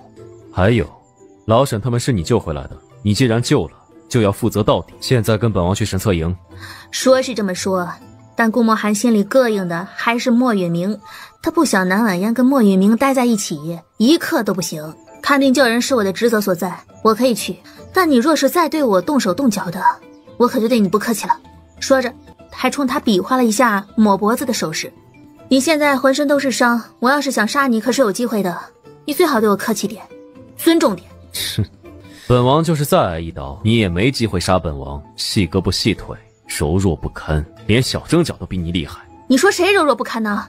我懒得理你。南婉嫣冷笑着转身就往外走，可是腰身蓦然一紧，一阵天旋地转，顾墨寒直接将他大横抱起，施展轻功就往王府外飞去。你顾墨寒，你脑子有病啊！放我下来，我要坐马车。他越骂，顾墨寒就越故意搂得更紧了一些。你多挣扎两下，摔死了，本王就给你准备上好的棺材送你下葬。顾墨寒，我要是摔死了，我闺女一定会给我报仇的，让你陪葬。他真是恨不得把顾墨寒给咬死。顾墨寒挑着眉也不跟他吵，他将南婉嫣带到了王府门口，高管家早早的就为他备好了马。坐稳了。说罢，他扬鞭朝着城外策马疾驰。你骑慢点行不行？你抱着本王，自然不会这么难受。他下意识的舔唇，却骑得更快，逼得南婉嫣一个惯性撞进了他的怀里。顾墨寒轻啧一声，似笑非笑。确实嘛，你不是挺愿意抱着本王？顾墨寒，他抬手狠狠地撞了一下顾墨寒肩膀的伤口处，男人的脸色骤变，疼得倒吸了一口凉气。顾墨寒顿时老实了。南婉嫣，这个悍妇，对敌人心慈手软，就是对自己最大的伤害。两个人很快赶到了神策营，顾墨寒利落的下马，南婉嫣根本就不等他抱，自己吃力的踩着马镫就下来了。刚要开口，就听到身后一阵惊天动地的沸腾的欢呼。是王爷，王爷来了，还有王妃。王爷王妃，你二位终于来了。南婉嫣被吓了一跳，落地后转头，一眼就看到由于副将带领的无数的将士抹着热泪朝着顾墨寒和他拥簇过来。老沈如何了？本王这段时日比较忙，没什么时间过来看看弟兄们。是啊，忙得很，城日里围着个女人团团转，没有半点原则和底线。南婉嫣，顾墨寒的俊脸顿时黑成了锅底。老沈还好，王爷王妃不必担心。老沈在哪儿？带我去看看。在营帐里，王爷王妃随卑职来。王爷王妃，不用行礼，坐着吧。他快步走到他的跟前，为他检查了一下手术后的伤口。听王妃的。哎，是。恭喜你恢复的不错，现在可以下地进行简单的走动了，但是注意还是不能干重活，慢慢的锻炼起来，最好借助一些器械工具进行复健。老沈感激涕零，就差没有给南婉嫣跪下了。多谢王妃，卑职这条命是王妃给的，日后王妃若是有需要，就是上刀山下火海，卑职也在所不辞。没事儿，好好休息，不要喝酒啊。顾墨寒看了眼南婉嫣的笑容，顿时满脸不悦，这女人对谁都笑，就是对他笑不出来。他又将视线挪向了老沈。没事了就好，以后慢慢康复。你儿子呢？老王爷费心，小儿最近生意忙，卑职就让他先回去照看铺子了，他得空的时候才来照顾卑职。王妃才智双绝，医术高超又人美心善，与一身正气杀伐果决的王爷真是天造地设，般配的紧呐！卑职们每次见王爷和王妃都激动的不行啊。老沈也附和道：是啊，想当年王爷在战场上冲锋陷阵的时候，我们还曾讨论过将来究竟会是怎样的绝色女子能够降服我们的战神。没想到王妃跟我们想象中的比起来，那是有过之而无不及呀。听见了老沈他们说的话了吗？你与本王很般配。南婉嫣的俏脸顿时惊变，看向顾墨寒跟看智障一样。笑话，你哪里配得上我？不过是人家的客套话他还当真了。顾墨寒并没有理会他的咬牙切齿，心情好了不少。军医在哪儿？我跟他说一下老沈的情况，指导老沈复健。于副将像是又想到什么似的。王爷，怎么这个表情？出事了？您说过想要谢权，卑职也不敢打扰您，但是边境近日来报说有流寇作祟，卑职感觉肯定是金国那边又开始蠢蠢欲动了，利用流寇来试探我们。卑职虽然已经带着将士们开始操练，但卑职还是希望王爷您能回来，带着我们一起训练，就像5年前一样。带本王去训练场看看。是。